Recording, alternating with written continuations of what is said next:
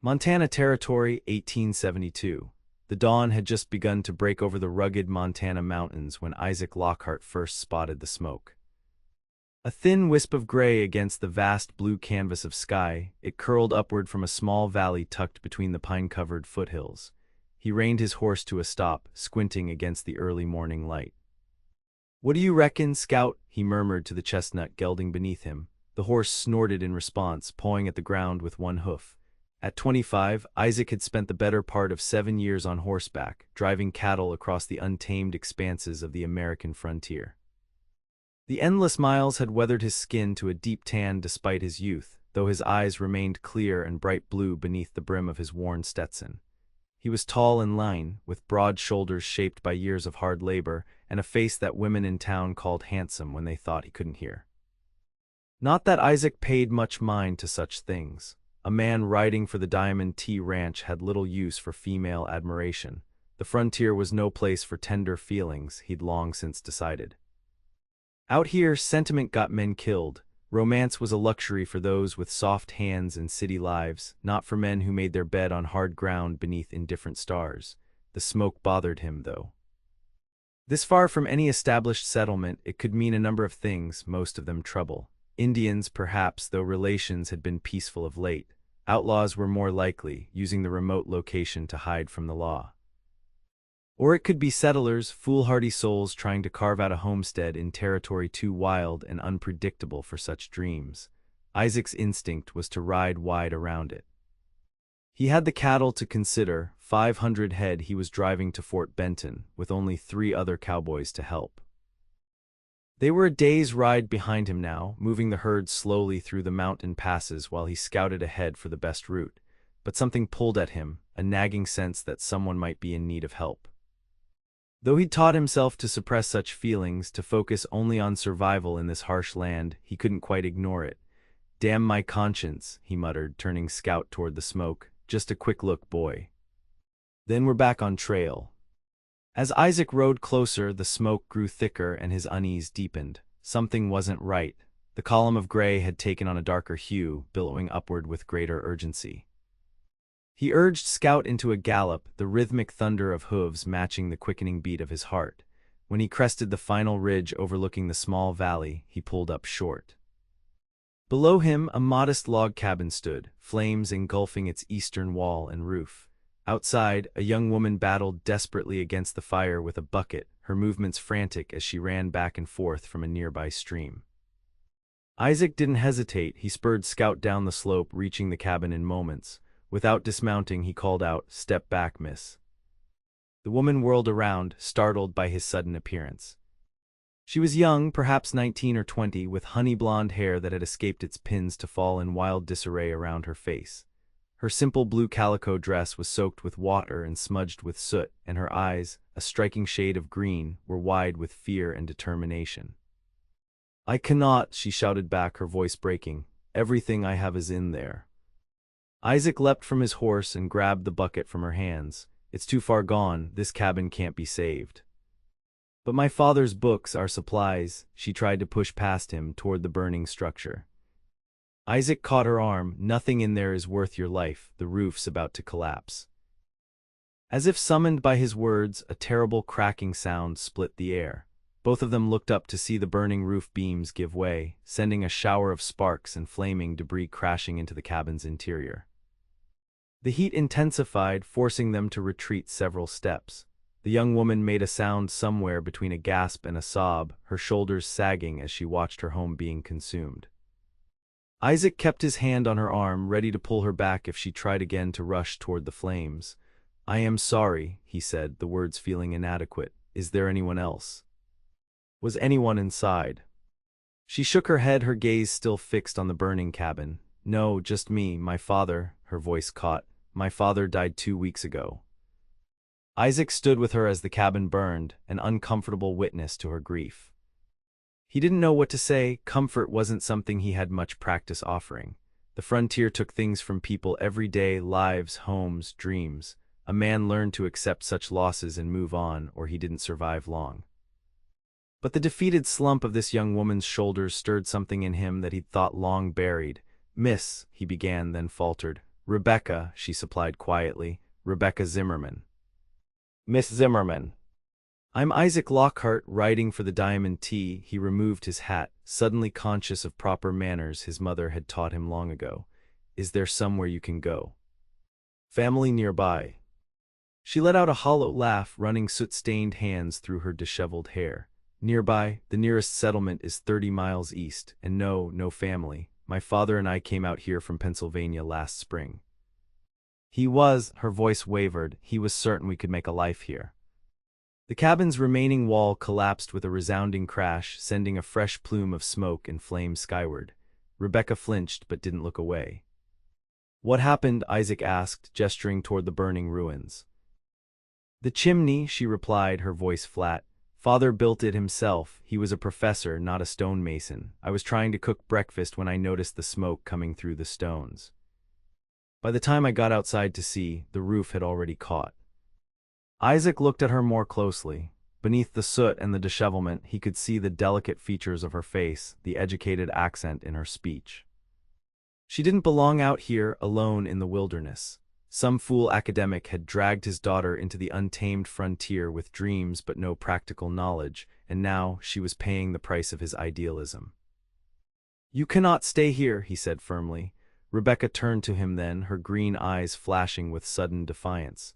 And where would you suggest I go, Mr. Lockhart? I have no money for passage back east, no relatives to take me in. This land is mine now, 10 acres that my father purchased with every cent we had. Land's no good to you without shelter. Winter comes early in these mountains. I am aware of the seasons, sir. I will rebuild. Isaac raised an eyebrow. Alone. Have you ever built a cabin before? Her confidence faltered visibly. I helped my father with this one. And how long did that take, with 2 of you working? She looked away. Nearly 3 months. It's August already. By November there will be snow 3 feet deep up here. Isaac shook his head. Even if you had the skills, which I doubt, you don't have the time. Tears welled in her eyes, but she blinked them back fiercely. Then what would you have me do? Abandon my father's dream. This is all I have left of him. Isaac sighed, looking from the burning cabin to the young woman standing beside him with her chin raised in stubborn pride. The sensible thing would be to offer to escort her to the nearest settlement, perhaps leave her with enough money for a stage ticket east. It wasn't his problem what happened to a stubborn girl with no sense of the realities of frontier life, but as he opened his mouth to suggest just that, he found himself saying something else entirely. I'm driving cattle to Fort Benton. 500 head for the Diamond T. My outfit's a day's ride south of here.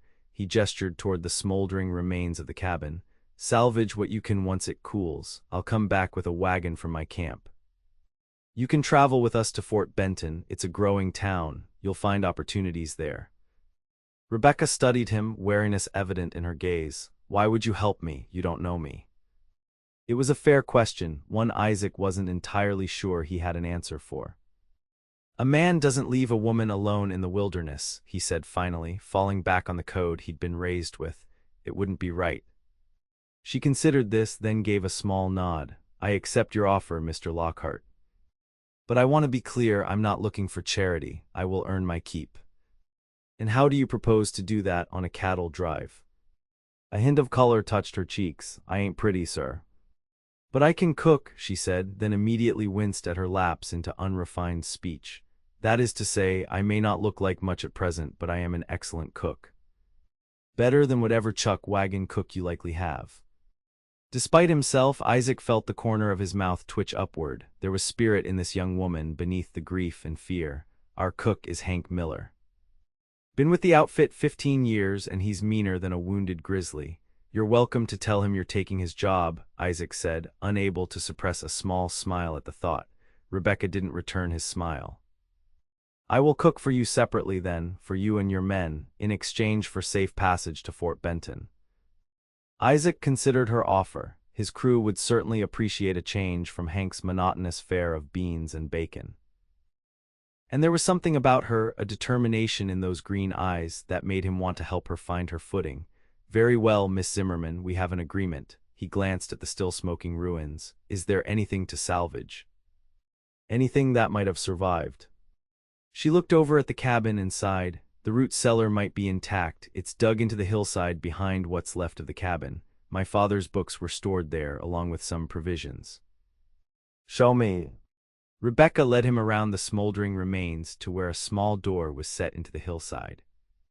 The heat from the fire had scorched the wood, but it remained intact.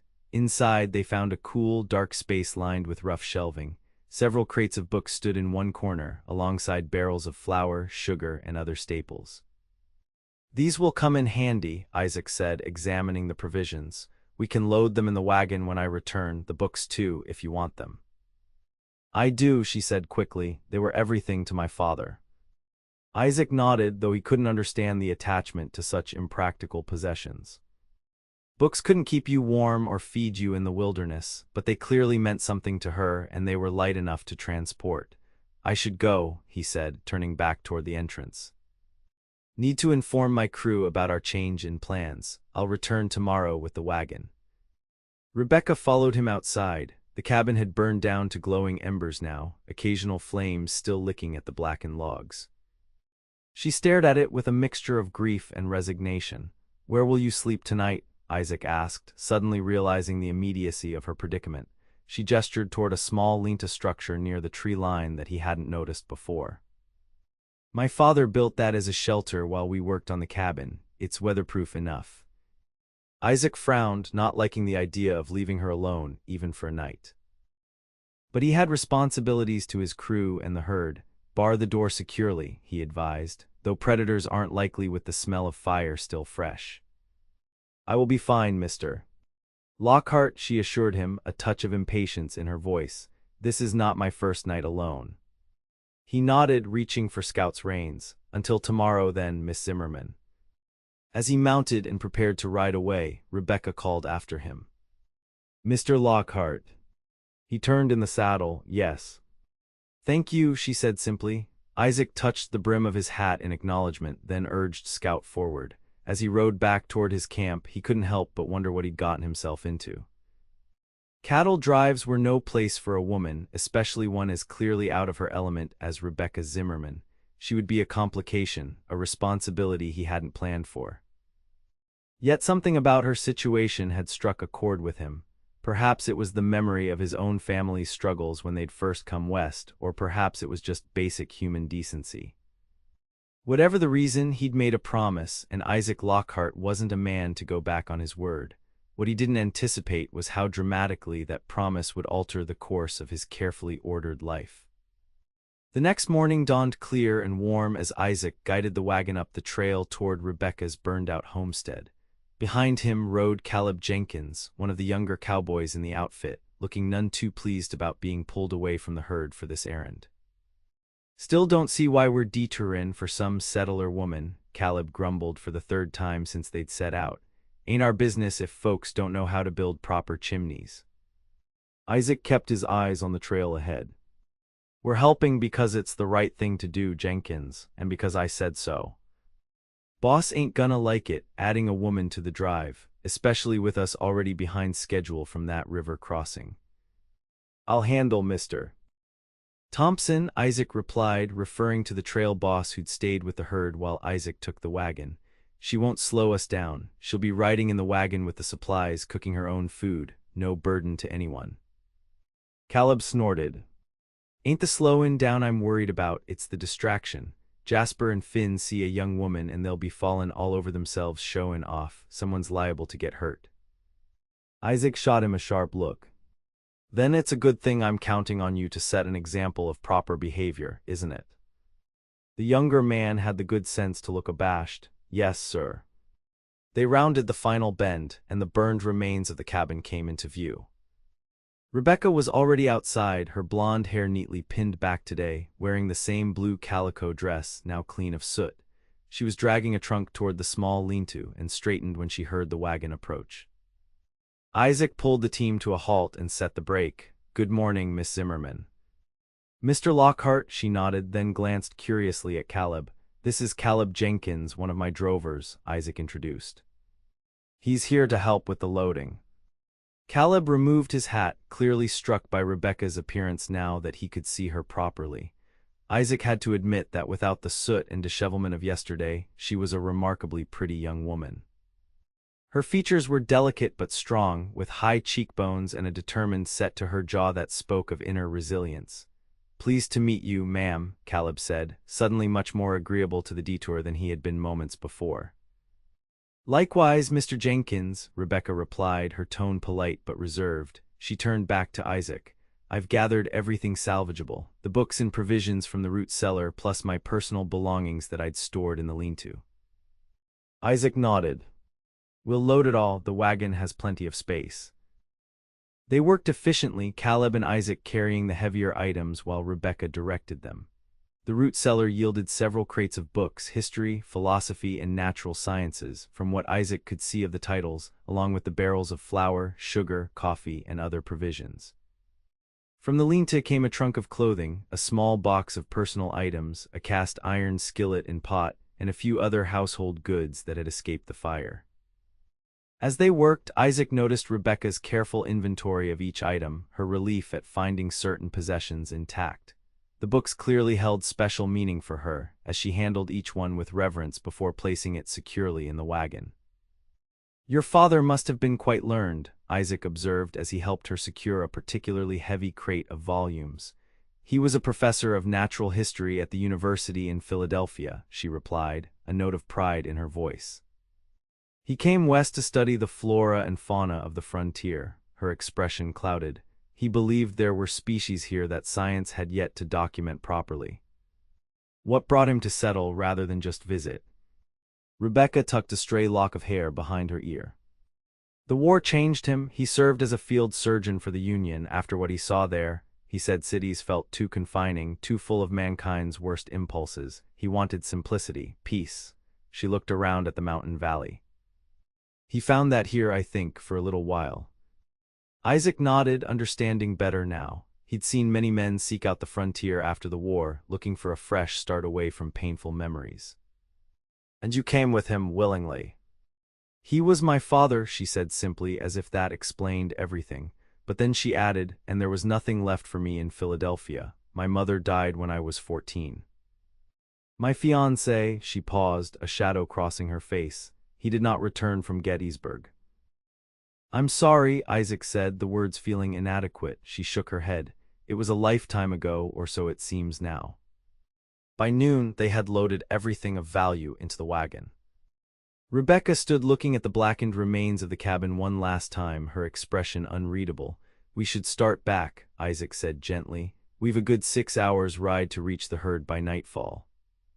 She nodded, turning away from the ruins. "I'm ready."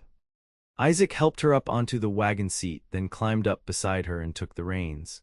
Caleb mounted his horse to ride alongside them. As they pulled away, Rebecca didn't look back, her gaze fixed resolutely forward. But Isaac saw her hand slip into the pocket of her dress, clutching something hidden there, as if drawing strength from a talisman. They traveled mostly in silence for the first hour, the wagon jolting over the rough terrain as they descended from the foothills toward the more open plains where the herd was grazing. Eventually, Caleb rode ahead to scout the trail, leaving Isaac and Rebecca alone. "Will your employer truly not mind my presence?" she asked suddenly. Isaac considered his answer carefully. "Martin Thompson is a fair man, but a practical one. His concern is getting 500 head of cattle to Fort Benton by September 1st. If you don't interfere with that goal, he'll have no quarrel with your joining us." "And if he does object?" "He won't," Isaac said with more confidence than he felt.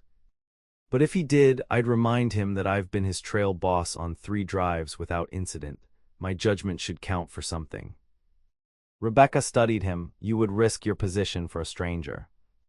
The question made Isaac uncomfortable, forcing him to examine motives he hadn't fully acknowledged even to himself.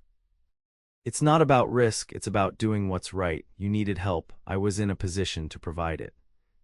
She didn't look entirely convinced, but didn't press further. After another mile, she spoke again. "Tell me about Fort Benton. What kind of place is it?" "It's a growing settlement on the Missouri River. Started as a fur trading post, but with the steamboats coming up from St. Louis, it's becoming an important supply center for the whole territory. There's work there for those willing to do it." He glanced at her. A woman with education like yours could perhaps find a position teaching. Rebecca considered this, perhaps. Though I've never taught formally before. What skills do you have besides cooking? She thought for a moment. I can read and write in 3 languages, English, French, and Latin. I know arithmetic and basic bookkeeping. I can sew quite well, though I've never done it commercially, and I've learned more practical skills since coming west: gardening, preserving food, basic animal husbandry. Isaac nodded. Those are valuable abilities in a frontier town. You won't lack for opportunities. I hope you're right, she said softly. I have precisely $8.23 to my name, not enough to start over elsewhere if Fort Benton proves unwelcoming.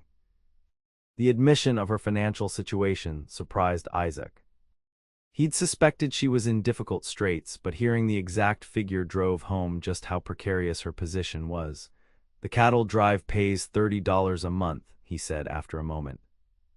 If you're serious about cooking for me and my men separately from the main chuck wagon, I can see that you receive fair compensation. Rebecca's back straightened. I don't want charity, Mr. Lockhart.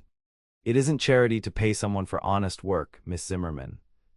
She mulled this over. Very well, but I want to be clear about expectations. I will cook 2 meals daily, breakfast and supper, for you and how many men? 3 others besides myself. For 4 men, then. I'll need access to supplies, of course.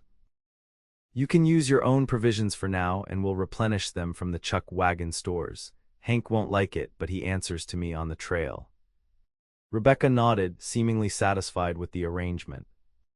They lapsed into silence again as the wagon rolled onward, the vast Montana landscape spreading out around them.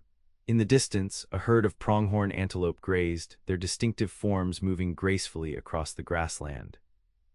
It is beautiful here, isn't it? Rebecca said, following his gaze to the antelope. Despite everything, I can understand why my father fell in love with this place. Isaac had never thought about the frontier in terms of beauty. To him, it was simply the reality of his existence, challenging, dangerous, but also the only life he knew or wanted. Yet seeing it reflected in Rebecca's eyes, he found himself noticing things he usually took for granted. The way the wind created waves in the tall grass, the shifting patterns of cloud shadows on distant hills, the rich palette of greens and golds beneath the vast blue sky. Yes, he admitted. I suppose it is. By late afternoon, they began to see signs of the herd in the distance, dust rising from thousands of hooves, the tiny dark shapes of cattle spread across the plain. Caleb had ridden far ahead to inform the others of their approach. There they are, Isaac pointed. 500 head of prime Montana beef bound for the army garrison at Fort Benton. Rebecca shaded her eyes, peering at the distant herd. So many, how do you keep them all together? Carefully, Isaac said with a slight smile, and with good men, there's 4 of us riding plus Hank on the chuck wagon, each knows his job. The cattle largely want to stay together, so long as they have grass, water, and aren't spooked. As they drew closer, Isaac could make out the chuck wagon and the small figures of the cowboys moving around the periphery of the herd. He felt a familiar sense of responsibility settle over him. These men and these cattle were his charge, and he'd been away for nearly a full day. He was eager to check in with Thompson and ensure everything had gone smoothly in his absence. The men will be curious about you, he warned Rebecca. They've been on the trail for 3 weeks already without female company, but they'll treat you with respect. His tone made it clear this wasn't a suggestion, but a certainty he would personally enforce. She nodded, squaring her shoulders as if preparing for battle. I understand. I'm no stranger to being an object of curiosity, Mr. Lockhart. My father and I were quite the spectacle when we first arrived in the territory. As they approached the camp, Martin Thompson rode out to meet them, his weathered face set in lines of concern. At 50, Thompson had been driving cattle across the frontier for nearly 30 years. He was a fair boss, but not one to tolerate disruptions to his carefully planned drives. Lockhart, he called as they drew near, his eyes moving immediately to Rebecca. I see Jenkins wasn't exaggerating. Isaac pulled the wagon to a halt. Martin, this is Miss Rebecca Zimmerman. Miss Zimmerman's cabin burned down yesterday. She's bound for Fort Benton, same as we are. Thompson removed his hat, his manners automatic despite his clear reservations. "Ma'am, sorry about your misfortune." "Thank you, Mr. Thompson," Rebecca replied with dignity. "I appreciate your men coming to my aid." Thompson nodded, then fixed Isaac with a pointed look. "A word, Lockhart, in private." Isaac handed the reins to Rebecca. "I'll be back shortly." "If you'll excuse us, Miss Zimmerman." He climbed down from the wagon and followed Thompson a short distance away, out of earshot. "Have you lost your mind, Isaac?" Thompson demanded once they were alone. "We're already 3 days behind schedule after that business at the Musselshell crossing. Now you want to add a woman to the drive." "She needed help, Martin. Her father died recently. The cabin fire left her with nowhere to go. And that's a tragedy, truly, but our responsibility is to the Diamond T and getting those cattle to Fort Benton on time. We've got a contract with the Army." Isaac stood his ground. "She won't slow us down. She'll ride in the wagon with her own supplies, and she's offered to cook for me and my men separately to earn her keep." Thompson's eyebrows rose. "Cook separately, Hank will have a conniption fit." "I'll handle Hank. The point is, she'll be no burden to the drive. We've taken on strays before." "Strays, yes, broken-down cowboys, old trappers needing a ride to the next settlement." "Not young, unmarried women," Thompson sighed, studying Isaac with a shrewd expression. "This isn't like you, Lockhart. You're usually the most practical man in the outfit."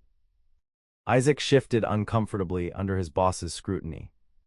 "It's the decent thing to do. Would you have me leave her alone in the wilderness?"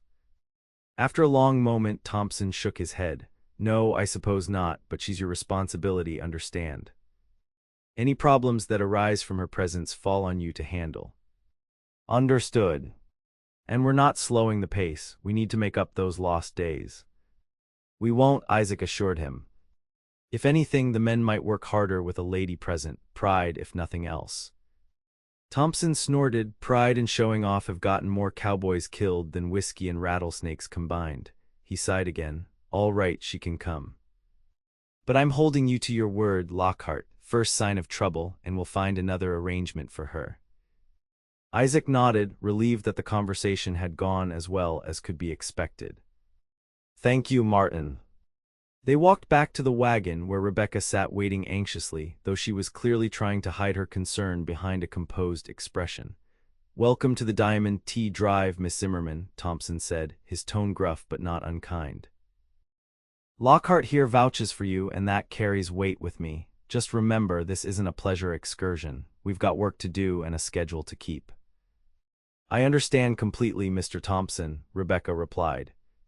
"I won't be a burden, I assure you." Thompson seemed satisfied with her response. "Lockhart will show you where to set up your camp. We move out at first light tomorrow." With a nod to them both, he turned and rode back toward the herd.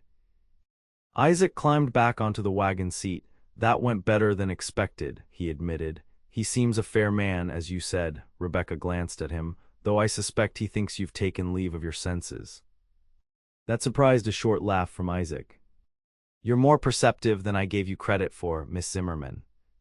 "Rebecca," she said suddenly, "if we're to travel together for weeks, perhaps we could dispense with such formality. At least when others aren't present." Isaac hesitated, aware of the social implications of such familiarity, but out here on the frontier, many conventional rules seemed less important than they might back east. "Very well, Rebecca. And you may call me Isaac if you wish." She smiled then, the first genuine smile he'd seen from her. It transformed her face, bringing a warmth to her green eyes that he found unexpectedly captivating. "Thank you, Isaac." He nodded, feeling suddenly awkward, and flicked the reins to urge the horses toward the camp. As they approached, he could see the other cowboys watching with undisguised curiosity. He recognized the weight of responsibility settling more firmly on his shoulders. He had championed Rebecca's cause, and now her welfare, and the success of her integration into the cattle drive, was his to ensure. What he couldn't have anticipated was how profoundly this young woman's presence would challenge the careful barriers he'd built around his heart, or how the coming weeks would test every belief he held about life on the frontier. The first evening in camp was as awkward as Isaac had anticipated. he introduced Rebecca to the rest of the crew, Jasper Hall, a veteran cowboy in his 30s with a quick wit and quicker reflexes. Finn O'Malley, barely 20 and on his first cattle drive, eager to prove himself, and Hank Miller, the chuck wagon cook, whose scowl deepened at the mere suggestion that Rebecca would be preparing separate meals for Isaac and his men. "Been cooking for this outfit 15 years, Hank grumbled, his bushy white eyebrows drawing together. Never had complaints before. "And no one's complaining now," Isaac assured him. "Miss Zimmerman needs to earn her passage, that's all. Your regular duties remain unchanged." Hank harumphed but didn't argue further, retreating to his domain around the chuck wagon to prepare the evening meal for the main crew. Isaac helped Rebecca set up a small camp a respectful distance from the main group. He found a flat spot for her to sleep beneath the wagon and showed her how to arrange her bedroll for maximum comfort on the hard ground. "It isn't much," he apologized, aware of how primitive the accommodations must seem compared to even her modest cabin. "It will do fine," she assured him. "I'm not afraid of a little discomfort." With her camp established, Rebecca set about preparing supper for Isaac and his 3 cowboys. She worked efficiently, setting up her cast iron pot over a small fire and combining ingredients from her own provisions. The men watched with poorly disguised interest as she moved about her tasks, her movements graceful and assured. When she called them to eat, even Isaac was surprised by what she had managed to create. A hearty stew with chunks of salt pork, potatoes, and carrots, seasoned with herbs she must have brought from her garden, accompanied by biscuits that somehow emerged golden and flaky from the makeshift cooking arrangement. "This is remarkable," Jasper said after his first bite, looking at Rebecca with newfound respect. "Begging your pardon, Miss Zimmerman, but how did you manage this with trail supplies?" Rebecca's cheeks colored slightly at the praise. "It's simply a matter of knowing how to combine flavors, Mr. Hall, and I had the advantage of my own provisions to supplement what was available." "Well, it beats Hank's eternal beans and bacon by a country mile," Finn declared, then glanced guiltily toward the main camp. "No offense to Hank, of course." "Of course," Rebecca agreed with a small smile. Isaac watched the interaction with a mixture of satisfaction and unease. On one hand, he was pleased to see Rebecca gaining acceptance through her skills. On the other, he noted the admiration in the younger men's eyes with a twinge of something he wasn't ready to identify as jealousy. "You've certainly earned your keep already, Miss Zimmerman," he said, steering his thoughts away from that uncomfortable realization. "This is far better than we're accustomed to on the trail." "Thank you," she replied, "though I hope you won't judge me too harshly if the quality diminishes as my personal supplies run low." "Even Hank's worst day is better than starving," Jasper assured her. "And this is a far cry better than Hank's best." After the meal, the men thanked Rebecca and returned to their duties, leaving Isaac to help her clean up. As they worked side by side in the fading light, he found himself studying her profile, noting the determined set of her jaw, the grace in her movements despite the unfamiliar surroundings. "You're adapting well," he observed. "Many women would be in tears by now, faced with sleeping under a wagon after losing their home." Rebecca glanced at him, then back to the pot she was scrubbing with sand. "Tears won't rebuild my cabin or secure my future. Besides," she added with a touch of defiance, "I'm not many women." "No," Isaac agreed quietly. "I don't believe you are." She paused in her work, meeting his gaze directly. "May I ask you something, Isaac?" The sound of his given name in her voice still felt strange, intimate in a way that made him slightly uncomfortable. "Of course." "Why are you really helping me? And please," she added quickly, "don't say it's because it's the right thing to do or because a man doesn't leave a woman alone in the wilderness. While those may be true, I suspect there's more to it." The directness of her question caught him off guard. Isaac was not a man accustomed to examining his motivations too closely, preferring to act on instinct and deal with consequences as they came. But Rebecca's perceptiveness demanded a more thoughtful response. "When I was 16, he said slowly, "my family traveled west from Illinois. My father had grand dreams about Oregon, land for the taking, a fresh start. We joined a wagon train in Independence, Missouri." He paused, the memories still sharp despite the passing years. "There was cholera, my mother and sister took sick first, then my father. By the time we reached the Wyoming Territory, I was alone. Rebecca's expression softened with understanding. I'm sorry. Isaac shrugged, uncomfortable with sympathy. A family in the wagon train took me in. The Thompsons, he nodded toward where Martin sat by the main campfire. Martin and his wife, they didn't have to. I was another mouth to feed, another responsibility. But they did it anyway. He met her eyes. So when I say I'm helping because it's the right thing to do, I mean it. Because someone did the same for me once. Rebecca nodded, accepting his explanation. Thank you for telling me. And for your honesty. They finished the cleaning in companionable silence, the barrier between them subtly altered by the shared confidence. As darkness fell completely, the sounds of the night emerged, the lowing of cattle settling for the night, the soft conversations of men around the campfire, the distant howl of a coyote. You should get some rest, Isaac said finally. Dawn comes early on the trail, and it's a long day's drive ahead. Rebecca nodded, suddenly looking very young and vulnerable in the firelight. Good night, Isaac. Good night, Rebecca. As he walked back toward his own bedroll, Isaac found himself troubled by unfamiliar emotions. He had spent years cultivating a deliberate detachment, focusing on survival and the job at hand. The frontier, he had long believed, was no place for sentiment.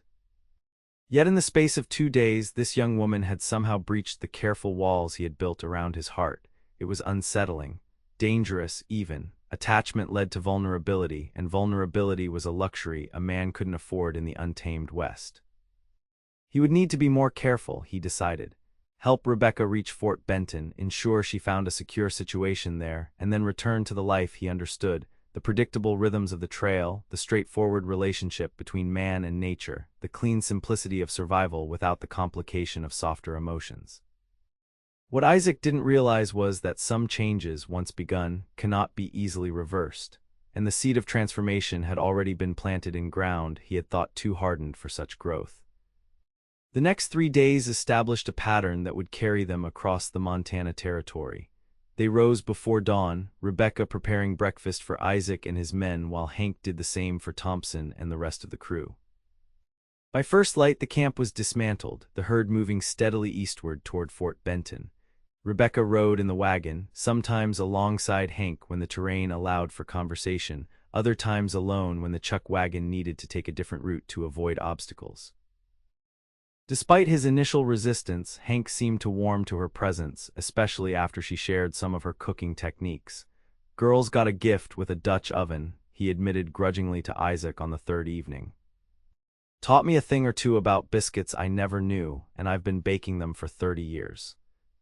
Isaac nodded, secretly pleased that Rebecca was integrating into the drive's routine better than he'd dared hope.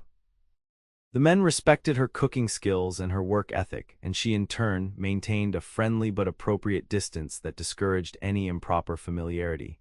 Even Thompson had to acknowledge that her presence hadn't disrupted their progress. If anything, the drive was moving more efficiently than before, the men seemingly energized by the novel presence of a young woman in their midst. For Isaac, however, maintaining the proper balance proved increasingly challenging. Each morning, he found himself looking forward to the moment Rebecca would call them to breakfast, her honey-blonde hair neatly pinned back, her green eyes bright with determined energy despite the early hour. Each evening, he lingered a little longer by her fire after the others had retired, ostensibly to discuss the next day's route, but increasingly drawn to her company for its own sake. On the fourth night, as they sat beside her small cookfire, the conversation turned to their respective pasts. How did you come to be a cowboy? Rebecca asked, poking at the embers with a stick. After the Thompsons took you in, I mean. Isaac leaned back, watching the sparks rise into the night sky. Martin was already working cattle drives then. When I turned 18, he offered me a job with his outfit. Said I had a good eye for cattle and a better one for country. He shrugged. It suited me. The open spaces, the straightforward work, no pretense about it. A cow either moves where you want it to go, or it doesn't. Unlike people, Rebecca suggested with a slight smile.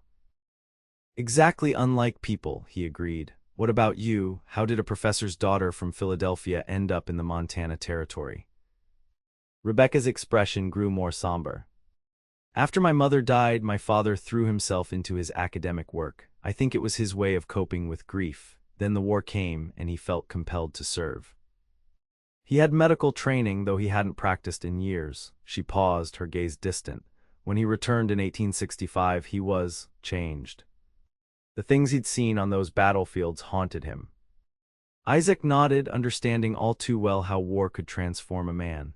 Though he'd been too young to fight himself, he'd seen plenty of veterans whose eyes carried the shadows of experiences too terrible to speak aloud. He resigned his position at the university, Rebecca continued, said he couldn't bear to lecture about the natural order of things when he'd witnessed such unnatural destruction. He became fixated on the idea of the frontier, unspoiled wilderness, new species to document, a place where the wounds of war might heal. She sighed. I think he also believed it would help heal the rift between us. There was a rift? Isaac asked, surprised. Rebecca nodded, her expression troubled. When my fiancé enlisted, my father encouraged him, said it was his patriotic duty. William died at Gettysburg. I blamed my father, at least partly. It was irrational, perhaps, but grief often is. So you came west with him to mend that relationship? Yes, and because truthfully I had nowhere else to go. A woman alone in Philadelphia, with no husband or father to provide for her. The options were limited and unpleasant. She gave a rueful smile. Little did I know the options for a woman alone in the Montana Territory would prove equally challenging. Isaac studied her in the firelight, struck again by the contrast between her refined upbringing and the frontier hardship she now faced with such dignity. You're stronger than you give yourself credit for, he said quietly. Many would have broken under what you've endured. She looked up, meeting his gaze with a directness that sent an unexpected warmth through him. As are you, Isaac. Losing your entire family so young, yet building a life for yourself out here. The moment stretched between them, a connection deepening in ways neither had anticipated. Isaac found himself leaning slightly forward, drawn by something in her eyes that spoke to a loneliness he'd never fully acknowledged in himself. The spell was broken by the sound of approaching footsteps. They both straightened as Finn appeared at the edge of the firelight. Pardon the interruption, the young cowboy said, his eyes darting between them curiously. Mr. Thompson sent me to tell you we've spotted signs of a Blackfoot hunting party moving north about 5 miles east. Wants us to keep a sharper watch tonight and adjust our route slightly tomorrow. Isaac nodded, his mind immediately shifting to practical concerns. Tell him I'll take first watch. Double the guard rotation for tonight.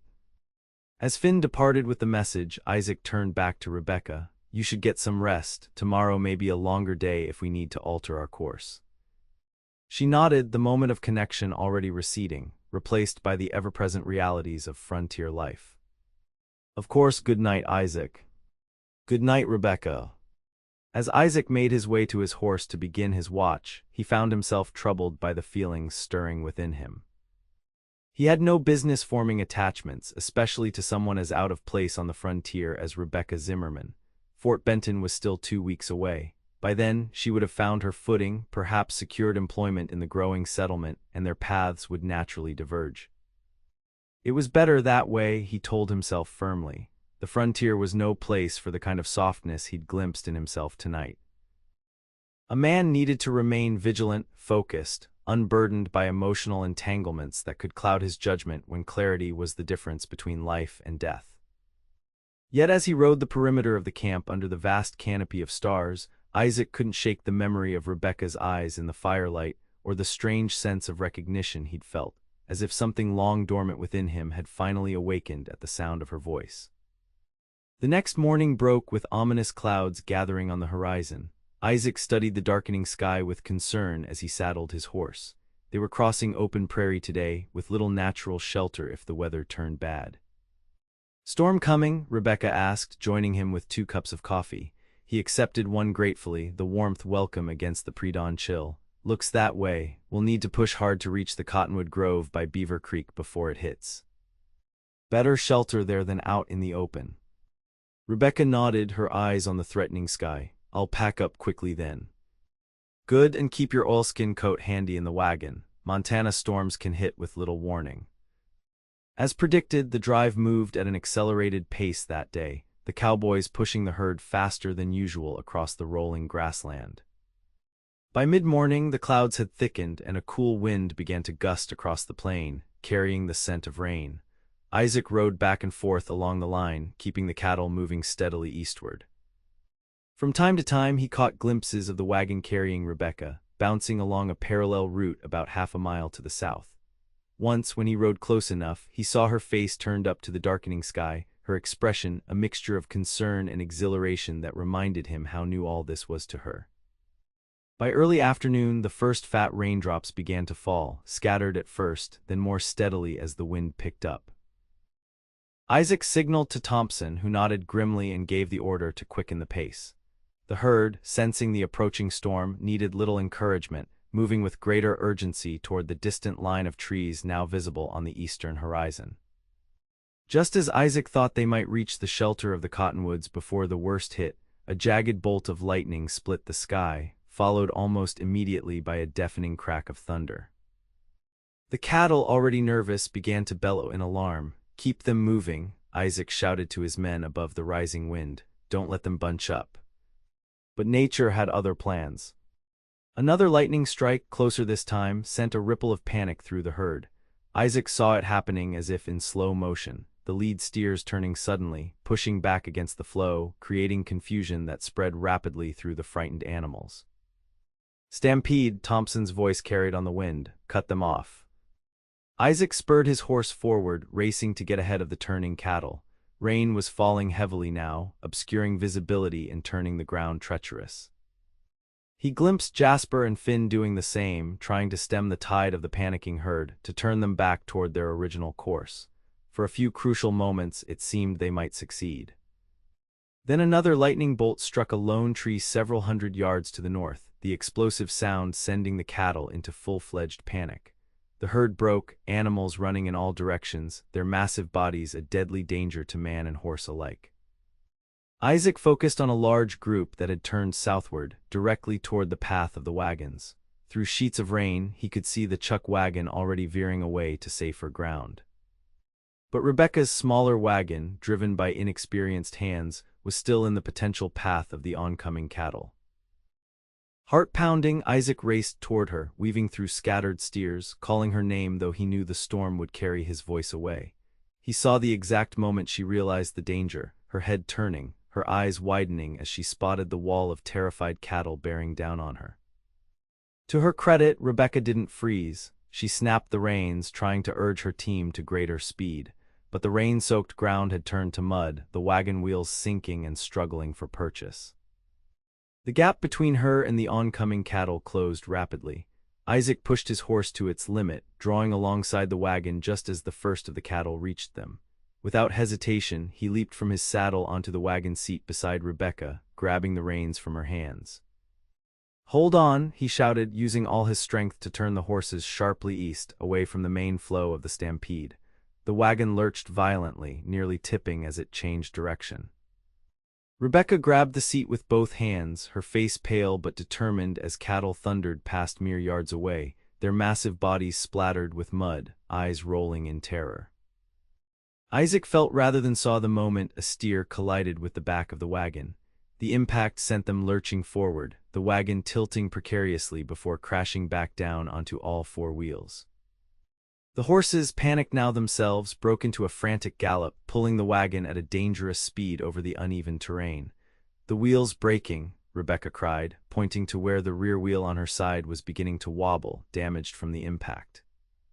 Isaac knew they couldn't stop, not with cattle still running in all directions around them. Their only hope was to reach the cottonwood grove where the trees would provide both shelter from the storm and a barrier against the stampede.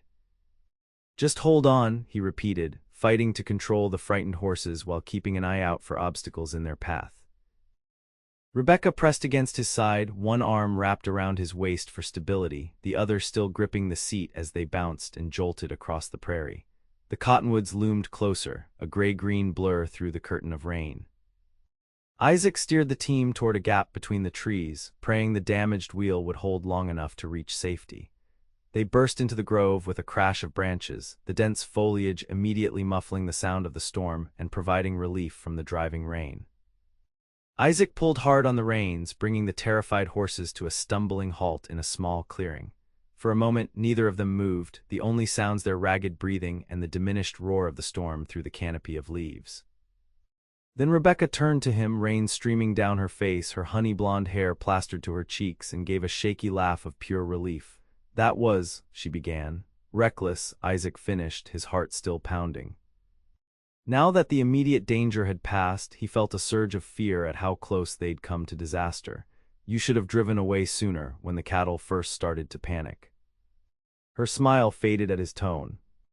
"I didn't realize the danger until it was almost upon us. I've never seen a stampede before." Isaac closed his eyes briefly, trying to master the emotions churning within him. The image of Rebecca's wagon being overrun by terrified cattle, of her broken body beneath their hooves, had struck a fear in him more profound than anything he'd experienced in years. "I'm sorry," he said more gently, opening his eyes to find her watching him with concern. "You're right, you couldn't have known, I just—" He trailed off, unable to articulate the depth of his fear for her safety. "You saved my life," Rebecca said quietly. Again, that seems to be becoming a habit. Despite himself, Isaac felt a smile tug at his lips. "Try not to make it a regular occurrence." "I'm not sure my heart can take it." Her expression softened and she reached out impulsively to touch his cheek. "Thank you, Isaac." The simple contact sent a jolt through him more powerful than the lightning that had started the stampede. For a breathless moment they remained frozen, her hand warm against his skin despite the chill of the rain, her green eyes wide and searching.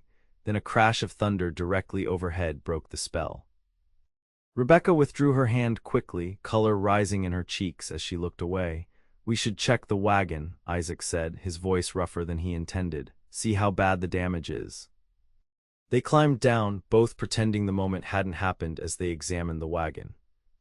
The rear wheel was indeed damaged, the spokes cracked and the rim bent where the steer had struck it. "Can it be repaired?" Rebecca asked, kneeling to inspect it more closely. Isaac nodded. "Hank carries spare parts in the chuck wagon. Once the storm passes and we round up the scattered cattle, we can fix it well enough to continue to Fort Benton." "And your horse, will it find its way back to the herd?" "Scout's smart. He'll either follow the cattle or make his way to the other horses."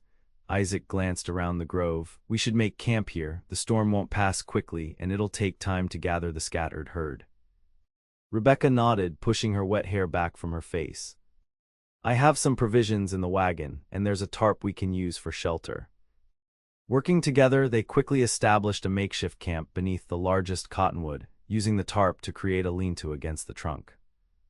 Rebecca salvaged food from the wagon while Isaac gathered what dry wood he could find to attempt a fire. The rain continued to fall heavily, but their improvised shelter kept the worst of it at bay. Eventually, Isaac managed to coax a small fire to life using bark and twigs from the interior of fallen logs, which had remained relatively dry. As they huddled beside the meager warmth, sharing a meal of jerky and hard biscuits, Isaac couldn't help but be aware of Rebecca's proximity. Her dress clung to her slender form, and though she had wrapped herself in a blanket from the wagon, she still shivered occasionally. "You should change into dry clothes," he suggested, deliberately keeping his eyes on the fire. "I'll give you privacy." Rebecca glanced at the wagon. "My trunk is soaked through. Everything in it will be wet as well." Isaac frowned, concerned about the risk of fever if she remained in damp clothing overnight. Without a word, he moved to his saddlebags, which had been thrown into the wagon before they left camp that morning. From within, he extracted a clean flannel shirt and a pair of wool socks. "Here," he said, offering them to her. "They'll be too large, but they're dry."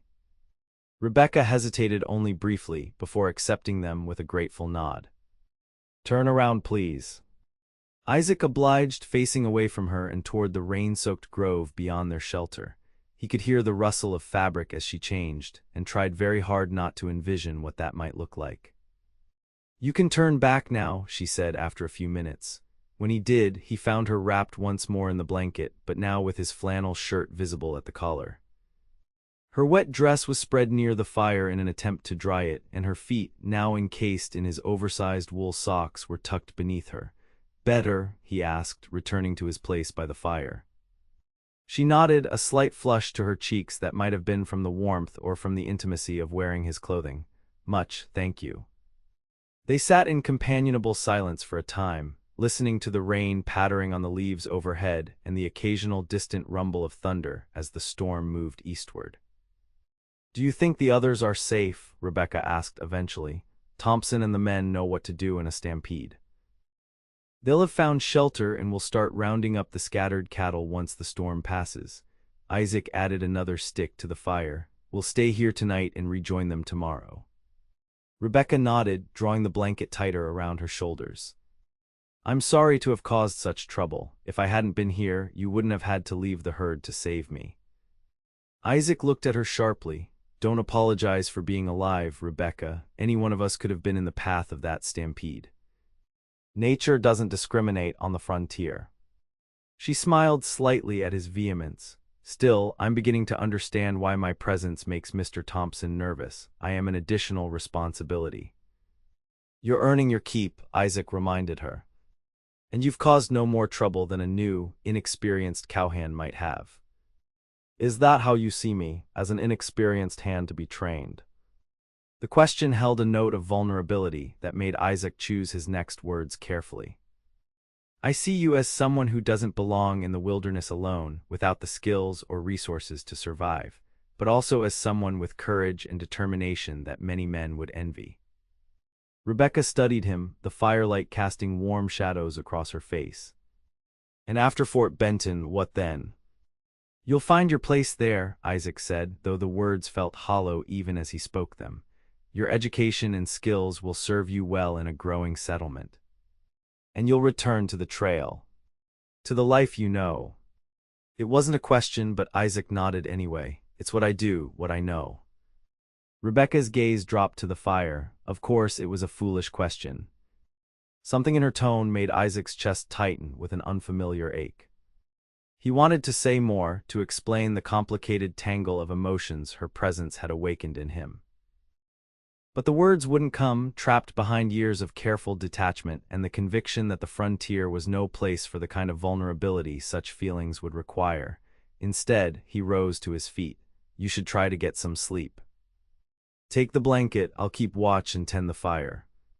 Rebecca looked as if she might argue, but then simply nodded. "Wake me in a few hours, you'll need rest too." Isaac agreed, though he had no intention of disturbing her sleep. He watched as she made herself as comfortable as possible on the hard ground beneath their shelter, curling up with the blanket drawn tight around her. Within minutes, exhaustion from the day's events had pulled her into sleep, her breathing deep and even. Alone with his thoughts, Isaac stared into the flames, confronting truths he'd been avoiding since Rebecca Zimmerman had entered his life. The frontier might indeed be no place for tender feelings, but they had taken root in him regardless, growing stronger with each day spent in her company. What that meant for their future, if they had any future beyond Fort Benton, he couldn't say. All he knew with certainty was that the carefully ordered existence he'd built for himself had been irrevocably altered, and that the woman sleeping peacefully beside the fire had somehow become far more important to him than he'd ever intended to allow. Rebecca awoke to birdsong and filtered sunlight. For a disoriented moment, she couldn't remember where she was, aware only of unfamiliar surroundings and the hard ground beneath her.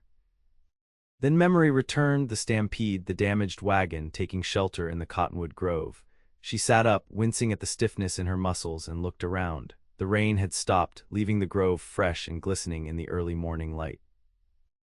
Their small campfire had burned down to embers, and beside it, Isaac slept sitting up, his back against the trunk of the cottonwood, head tilted at an angle that would surely leave him with a crick in his neck.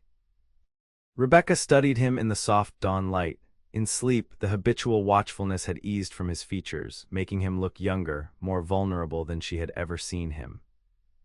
A lock of dark hair had fallen across his forehead, and his long lashes rested against his cheeks. Her fingers itched with the strange desire to brush that errant strand of hair back, to trace the strong line of his jaw now shadowed with a day's growth of beard. The realization of where her thoughts were heading made her flush with embarrassment. Isaac Lockhart was her rescuer, her protector by circumstance, nothing more. He had made it abundantly clear that his life was on the trail, while hers would be in Fort Benton. Whatever connection she imagined between them was just that, imagination, born of gratitude and the heightened emotions of their dangerous situation. Still, she couldn't deny the warmth that spread through her whenever he spoke her name, or the sense of safety she felt in his presence despite the perilous circumstances that had brought them together. It was foolish, she knew. Romantic notions had no place in the harsh reality of the frontier. Her father had taught her that lesson all too well with his idealistic dreams that had ultimately left her alone and unprepared in the wilderness. Rebecca rose quietly, careful not to wake Isaac. She checked her dress, finding it mostly dry if somewhat wrinkled.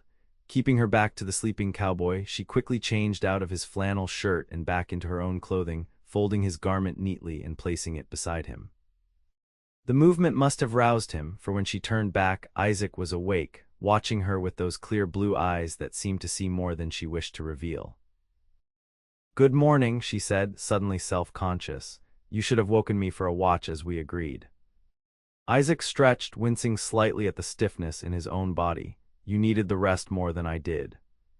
I'm accustomed to sleeping rough." Rebecca busied herself rebuilding the fire, using the last of their dry wood. "Still, a bargain is a bargain. I don't want special treatment because I'm a woman." "It wasn't because you're a woman," Isaac said, rising to his feet. "It was because you're not used to this life. There's a difference." Before she could formulate a response, he continued, "I'll check on the horses and see how that wheel looks in the daylight. With luck, the herd won't have scattered too far, and we can rejoin the drive by midday." As Isaac moved away toward the wagon, Rebecca set about preparing a simple breakfast from their limited provisions. The domesticity of the moment struck her with unexpected force, the two of them alone in this green sanctuary, starting the day together as if it were the most natural thing in the world. It was a dangerous line of thinking, she knew. Isaac might have saved her life, might even feel some responsibility toward her, but that didn't mean he harbored deeper feelings. In fact, everything he'd said pointed to the contrary: his dedication to the trail, his belief that the frontier was no place for sentimentality. By the time Isaac returned, Rebecca had her emotions firmly in check again, her expression composed as she offered him a share of the meager breakfast. "The wheel's in bad shape," he reported, accepting the food with a nod of thanks.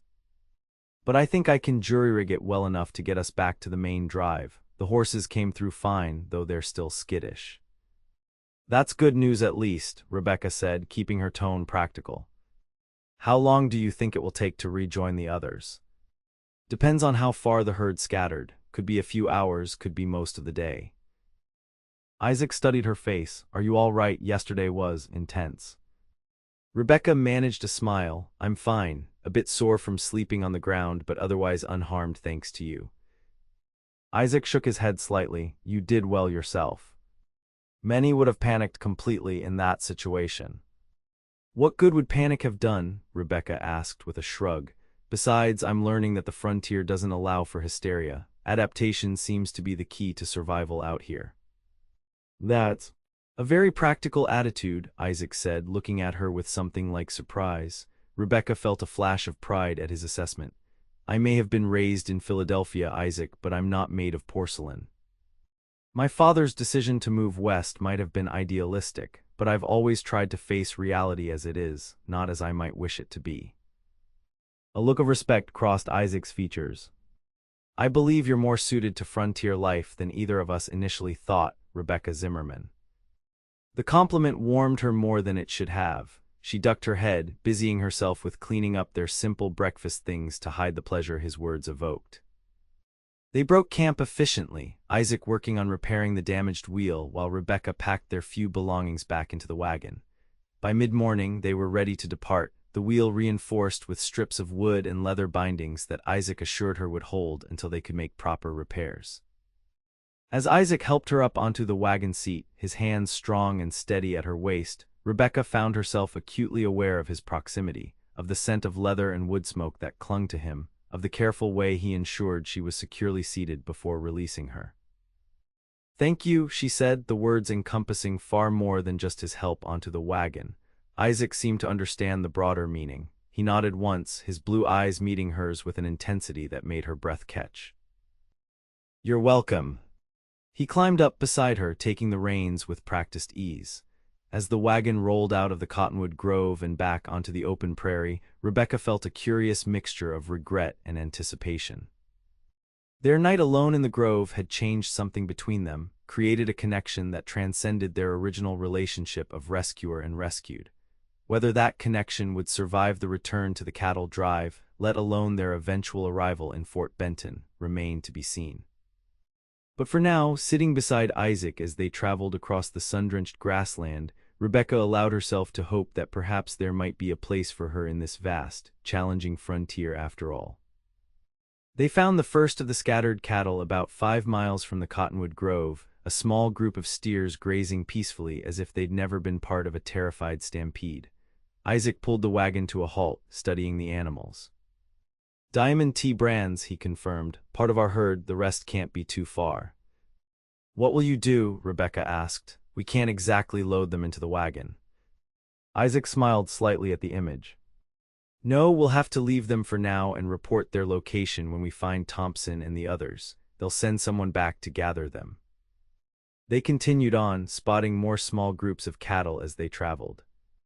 By midday, they crested a low rise to see a welcome sight in the valley below, the chuck wagon and a makeshift camp where the main body of the herd had been gathered. "Looks like Thompson got most of them back together," Isaac observed with relief. "That's at least 300 head down there." As they approached the camp, Rebecca could see the cowboys riding the perimeter of the clustered cattle, keeping them contained. Hank was visible by the chuck wagon, likely preparing the midday meal. The familiar scene sent an unexpected wave of emotion through her, not quite homesickness, but a similar ache of belonging. In just a few short days, this nomadic community had begun to feel like a place she fit, despite the circumstances that had brought her here. Their arrival caused an immediate stir.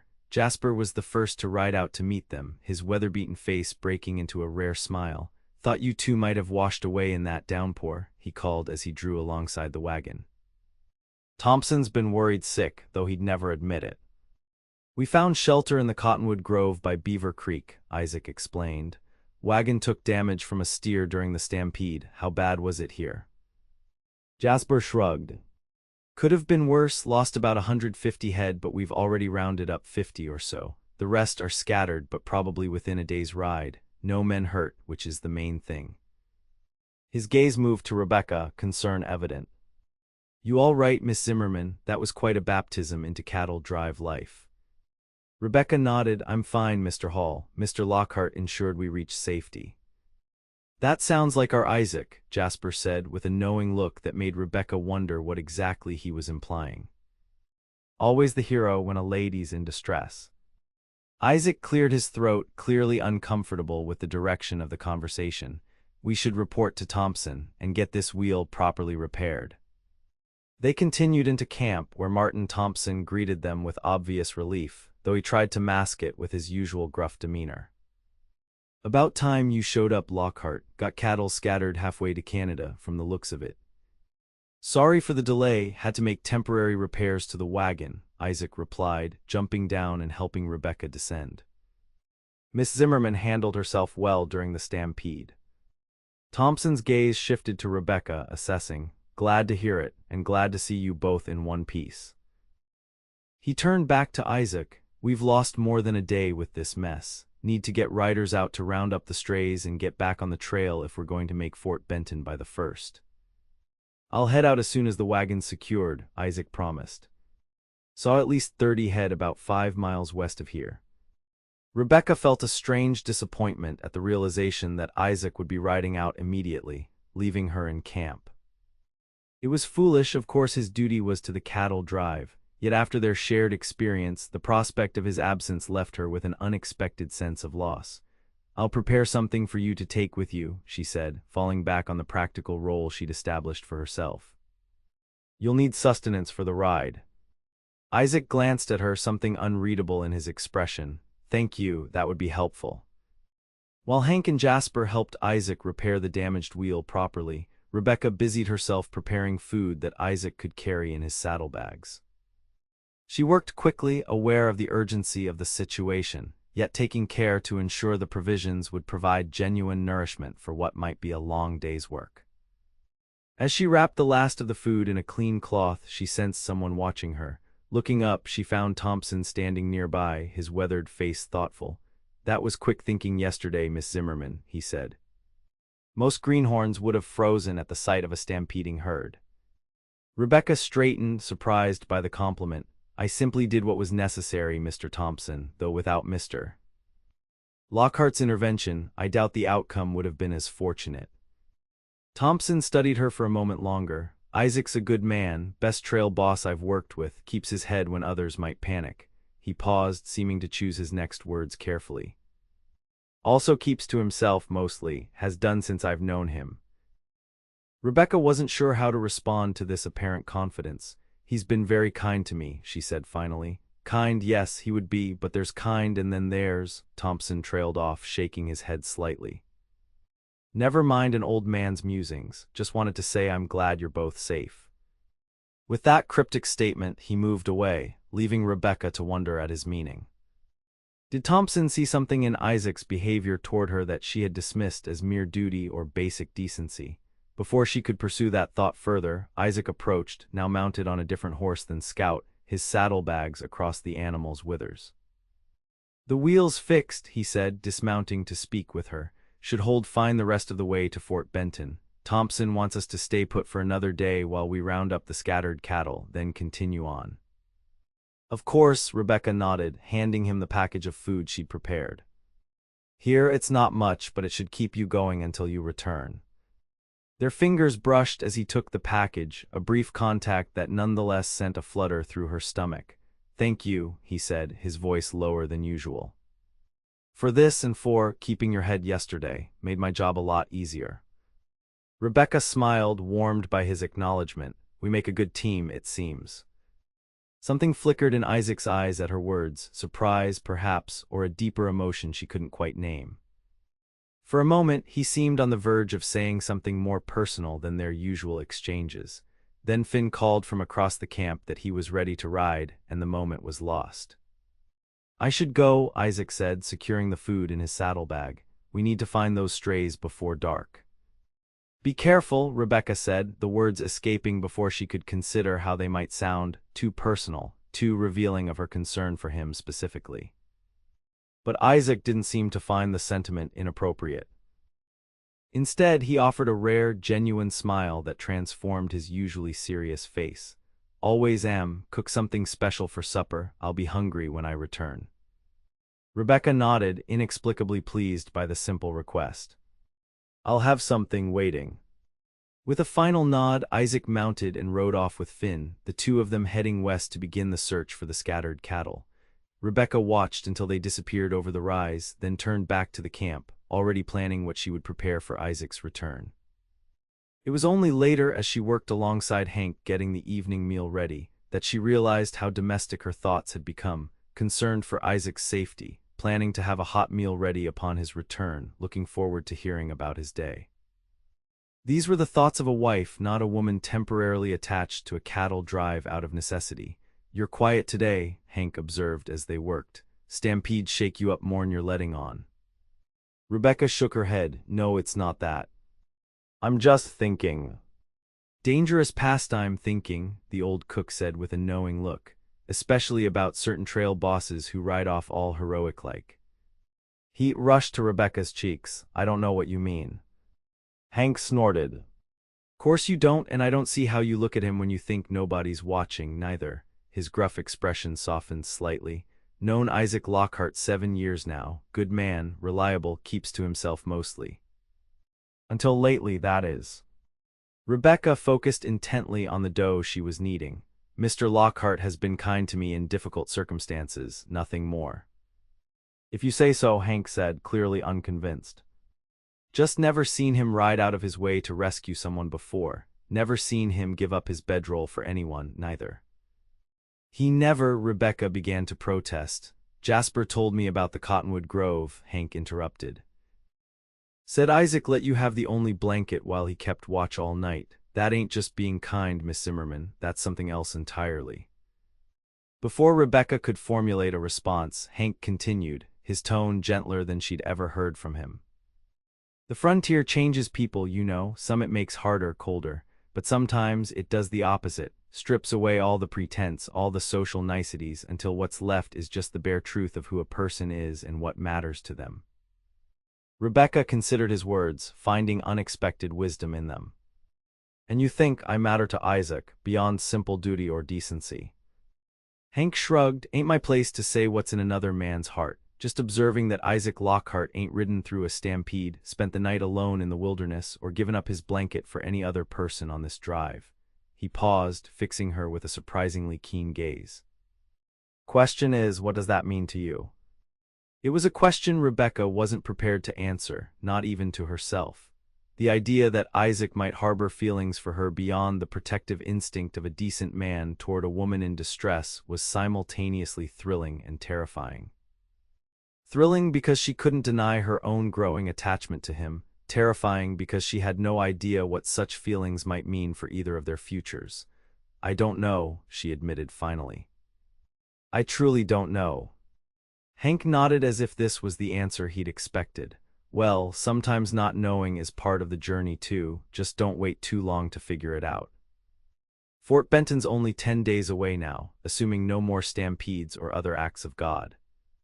The reminder of their destination sent a pang through Rebecca's heart. Fort Benton had been her goal, her hope for a fresh start after the loss of her cabin and her father. Yet now, the prospect of reaching the settlement filled her with a strange melancholy, because it also meant the end of her time with Isaac and the cattle drive that had unexpectedly begun to feel like home. As the afternoon wore on into evening, Rebecca found herself glancing repeatedly toward the western horizon, watching for riders returning with the strayed cattle. When Isaac finally appeared just before dusk, driving a small group of steers ahead of him, the leap of joy she felt at the sight of him was impossible to deny. He looked tired but satisfied as he handed the cattle off to Jasper and rode into camp. His face brightened visibly when he spotted Rebecca waiting with a plate of hot food, just as she'd promised. "That smells like heaven," he said, dismounting stiffly. "Been riding since we left, and that package you prepared was the only food I've had." "Then sit," Rebecca instructed, gesturing to a spot by her small fire. "Eat while it's hot. I can wait to hear about your day until you've had your fill." Isaac sank gratefully onto the ground, accepting the plate with a nod of thanks. They sat in companionable silence as he ate, Rebecca content simply to be in his presence again after the hours of separation. When he finally set the empty plate aside with a sigh of satisfaction, Isaac leaned back, looking more relaxed than she'd seen him since the stampede. "We found most of the strays," he reported, "about 100 head altogether. Thompson sent Finn and Jasper to check the north quadrant at first light. With luck, we'll have the full count by tomorrow evening and can get back on the trail the day after." Rebecca nodded, pleased by the news. "No further difficulties, I hope." "Nothing worth mentioning. A few steers got themselves stuck in a muddy creek bed, took some doing to get them out. Otherwise, just a long day of tracking and driving." He studied her face in the firelight. "And you, how was your day in camp?" The simple question, so domestic in its normalcy, caught Rebecca off guard. It was the sort of thing a husband might ask a wife at the end of a working day, ordinary, intimate in its very mundaneness. "Quiet," she replied, trying to ignore the direction of her thoughts.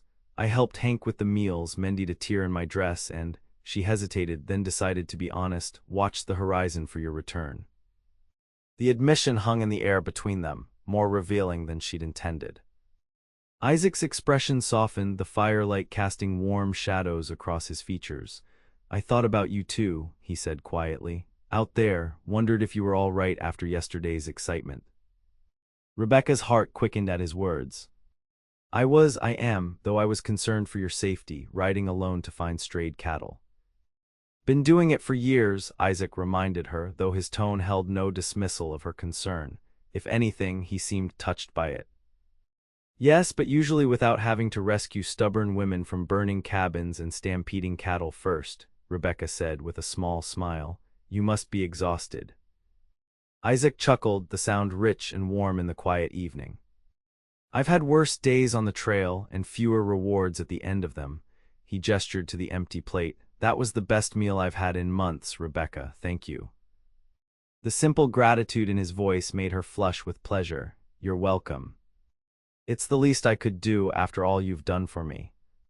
Their gazes held across the fire, the moment stretching between them with unspoken feelings. Rebecca found herself wishing she had Hank's courage to ask directly what was in Isaac's heart, to know for certain whether the connection she felt was mutual or merely a product of unusual circumstances. But before she could find the words, Thompson approached their fire, breaking the spell of intimacy. "Lockhart need to discuss tomorrow's plans before you turn in," he said, nodding politely to Rebecca. "Sorry to interrupt your meal, Miss Zimmerman." "Not at all, Mr. Thompson. We were just finished," Rebecca assured him, though she felt a pang of disappointment at the interruption. Isaac rose, his expression shifting back to its usual professional focus. "I'll join you directly, Martin," he turned back to Rebecca. "Thank you again for the meal. You should get some rest. Tomorrow will likely be another long day." With that, he followed Thompson back toward the main campfire, leaving Rebecca alone with her thoughts and the growing certainty that her feelings for Isaac Lockhart had progressed far beyond gratitude or simple friendship. What remained unclear was whether those feelings could possibly lead anywhere beyond heartache, given the realities of their very different lives and the rapidly approaching end of their journey together.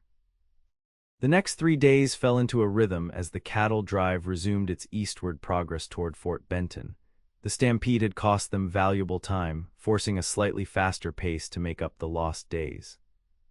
For Rebecca, this meant longer hours in the wagon, bouncing over increasingly rough terrain as they moved from the open prairie into more broken country. Isaac rode mostly with the herd during daylight hours, his duties as trail boss keeping him occupied from dawn until dusk. But each evening he made his way to Rebecca's small fire, where a hot meal and quiet conversation awaited him. These moments had become precious to both of them, though neither openly acknowledged the growing bond between them. On the 4th evening after the stampede, as they sat together after supper, Isaac broke their usual pattern of casual conversation with a more personal observation. "You've changed since I first found you fighting that cabin fire," he said, studying her across the small flame. "There's a confidence in you now that wasn't there before." Rebecca considered this, surprised by his perception. "Perhaps there is. Necessity is a stern teacher, I've found." "It's more than just adaptation," Isaac persisted. "You've embraced this life in a way I wouldn't have expected from someone with your background." "You mean from a city-bred academic's daughter?" Rebecca asked with a small smile. "Exactly. Most women in your position would be counting the days until they could return to civilization, not—" He gestured to where she sat comfortably on the ground, her skirts arranged around her at ease in the rustic camp, not finding their place in the wilderness. Rebecca looked down at her hands, roughened now from work and weather. "Perhaps I never truly fit in Philadelphia either. My father's academic circle always felt somewhat stifling to me, though I didn't realize it until we came west. All those rigid social conventions, the constant awareness of how one appears to others," she shrugged. "Out here, such things matter less. What counts is what you can do, how you contribute. There's a honesty in that which I find freeing." Isaac nodded, understanding in his eyes. "That's why many of us choose this life, the simplicity of it, the truth of it." "Yet you once told me the frontier was no place for sentiment," Rebecca reminded him. "That seems a harsh view for someone who appreciates the freedom this life offers." Isaac was quiet for a moment, poking at the fire with a stick. "Perhaps I was wrong about that," he said finally, his voice low. "Or perhaps I was right, but for the wrong reasons." Rebecca waited, sensing he had more to say. "I've spent years believing that attachments were dangerous out here, that a man needed to remain focused solely on survival, on the practical realities of frontier life." He looked up, meeting her gaze directly. "Then you came along, and I find myself questioning everything I thought I knew." The admission hung in the air between them, more revealing than anything Isaac had said before. Rebecca's heart beat faster, hope and uncertainty warring within her. "What are you questioning, exactly?" she asked softly. Before Isaac could answer, Finn approached their fire, his young face apologetic as he sensed the interruption of a private moment. "Sorry, Mr. Lockhart, but there's a situation with some of the steers, Mr. Thompson says he needs you right away." Isaac nodded, his expression closing over the vulnerability he'd just revealed. "Of course, I'll come now." As he rose to his feet, he glanced back at Rebecca. "We'll continue this conversation another time." She nodded, trying to hide her disappointment. "I'll hold you to that promise." After Isaac departed, Rebecca sat alone by her fire, replaying his words in her mind. Was he truly suggesting that his feelings toward her had made him reconsider his long-held beliefs about emotional attachments on the frontier? The possibility both thrilled and terrified her. If Isaac was indeed developing feelings for her that went beyond duty or friendship, what did that mean for their future? In less than a week, they would reach Fort Benton. The cattle would be delivered, the drive concluded, and the men would return to the Diamond T Ranch or move on to other work. Where did that leave her and Isaac? Rebecca had no answers to these questions, only the growing certainty of her own heart and the hope that Isaac's unfinished confession pointed toward similar feelings on his part. The next day brought new challenges as the terrain grew increasingly difficult. They were entering the Missouri Breaks, a rugged landscape of steep coulees and sharp ridges that made travel slow and arduous. The cattle were restless, resisting the unfamiliar territory, requiring constant attention from the cowboys to keep them moving in the right direction. Rebecca found herself jolted mercilessly in the wagon as it navigated the rough ground. By midday, her entire body ached from the constant impact, though she did her best to hide her discomfort when Hank pulled alongside to check on her. Rough country, the old cook observed, his own wagon bouncing violently over a series of ruts. Gets worse before it gets better, I'm afraid. How much further to Fort Benton? Rebecca asked, bracing herself as her wagon lurched down a steep incline. 4, maybe 5 days at this pace, Hank replied, assuming no more delays. Rebecca nodded, trying to mask her conflicted feelings about their approaching destination. Part of her longed for the stability of a settlement after weeks on the trail. Yet another part dreaded the separation from Isaac and the cattle drive that had unexpectedly become a kind of home to her. Thompson's planning to make camp early today, Hank continued. There's a small valley ahead with good water and grazing. Better to get the herd settled before we tackle the worst of the breaks tomorrow. The news of an early camp was welcome. Rebecca could use the extra time to rest and perhaps finally finish the conversation with Isaac that had been interrupted the previous evening. As promised, Thompson called a halt to the day's drive in mid-afternoon when they reached a sheltered valley with a clear stream running through its center. The cattle were corralled in the lush bottom land, while the camp was established on higher ground with a good view of the surrounding territory. Rebecca set up her small camp with practiced efficiency now, having learned much in her time with the drive. As she prepared the evening meal, she found herself watching for Isaac, hoping for a moment alone before the others gathered for supper. Her opportunity came sooner than expected when Isaac approached her fire, leading his horse Scout, who had finally returned to the herd 2 days after the stampede. "Thought you might like to stretch your legs after being cooped up in that wagon all day," he said by way of greeting. "Care for a short ride? There's a viewpoint not far from camp that's worth seeing." Rebecca hesitated only briefly. The idea of a few hours away from the camp, alone with Isaac, was too tempting to refuse despite her aching muscles. "I'd like that," she said, "though I should warn you I'm not much of a horsewoman." Isaac smiled, Scout's gentle. "And I'll be right behind you." With that arrangement they set off, Rebecca seated sideways on the saddle with Isaac behind her, one arm securely around her waist to steady her.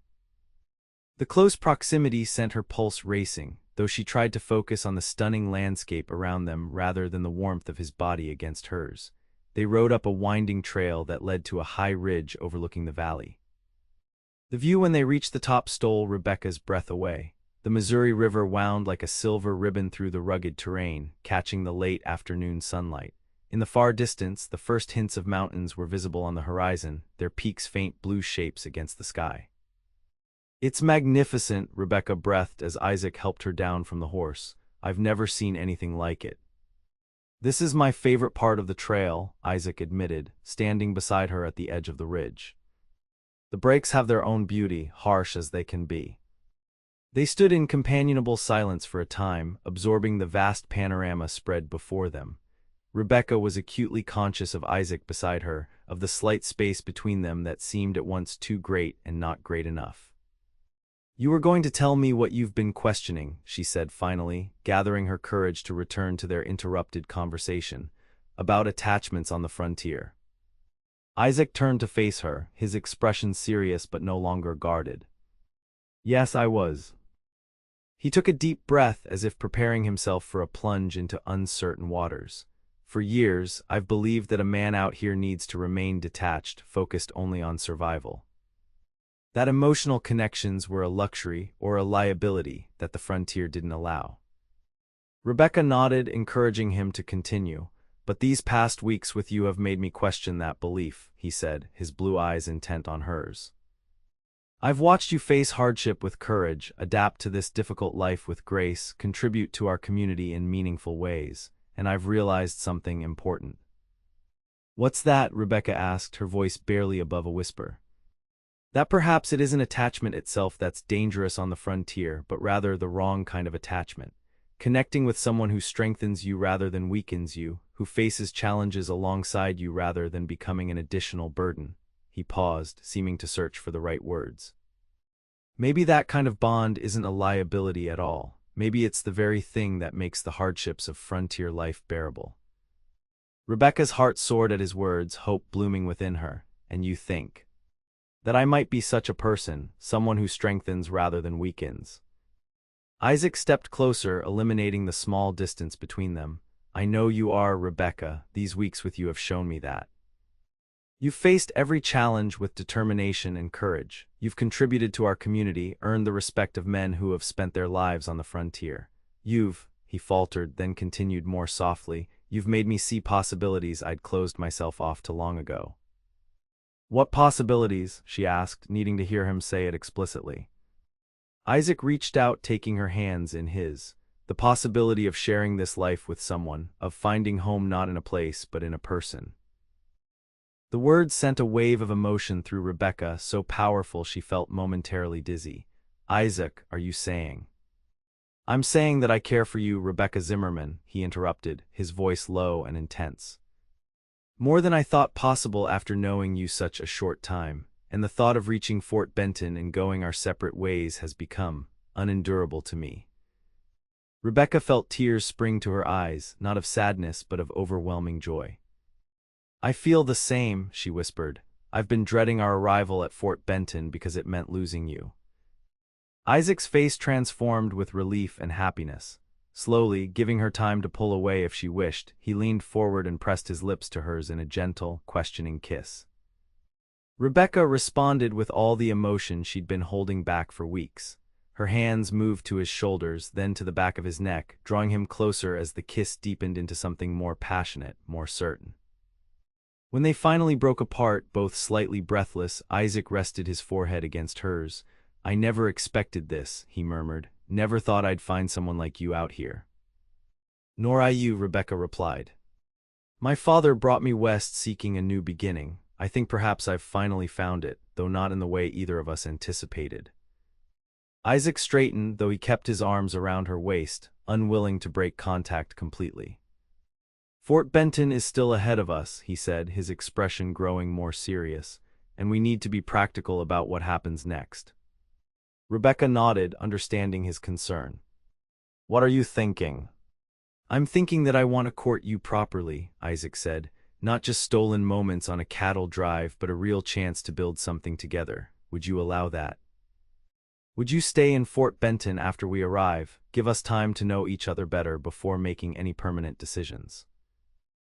The consideration in his proposal touched Rebecca deeply. Despite the strength of their feelings, Isaac wasn't rushing her into commitments based on the heightened emotions of their journey together. He was offering her choice, respect, and time, gifts as precious as his affection. Yes, she said simply, I would like that very much.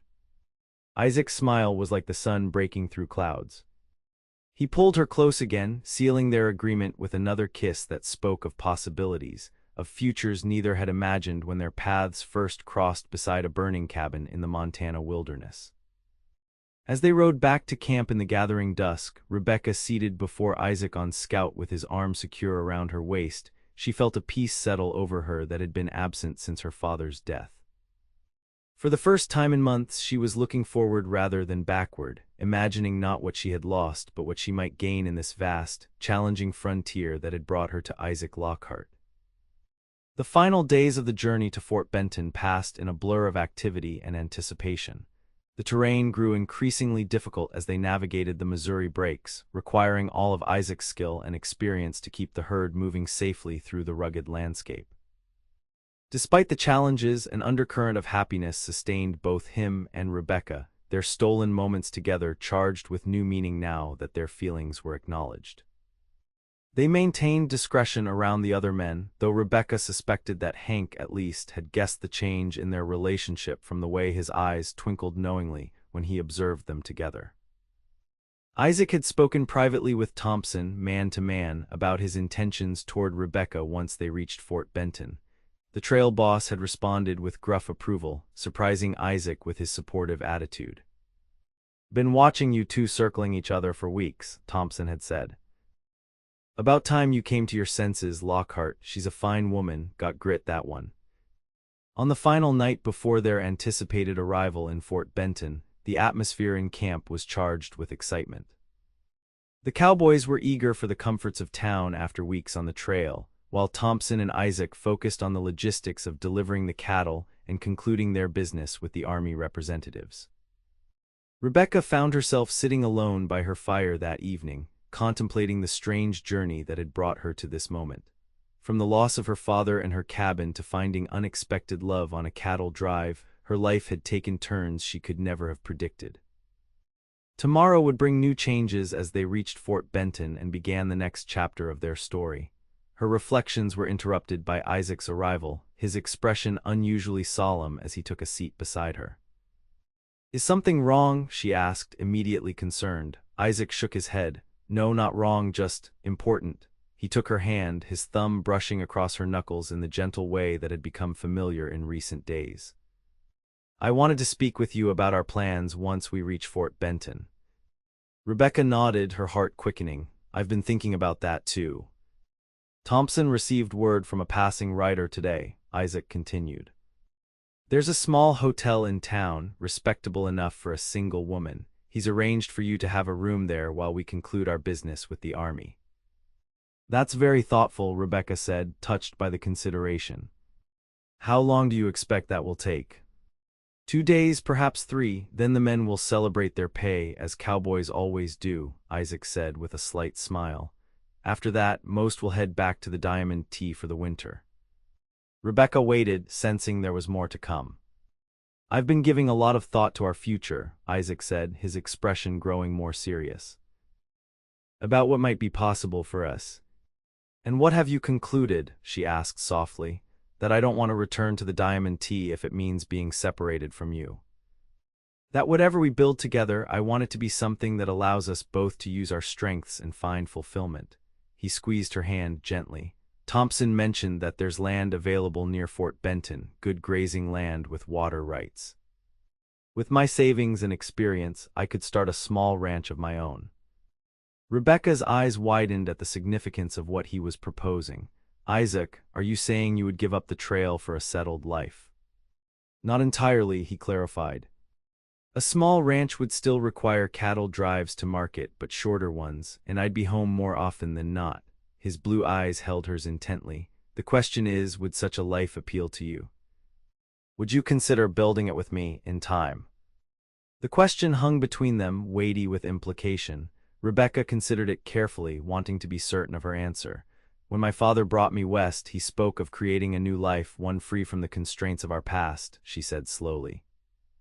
"I think he was right about the possibility, if not about the form it would take." She met Isaac's gaze. "A ranch near Fort Benton sounds like a wonderful dream, Isaac.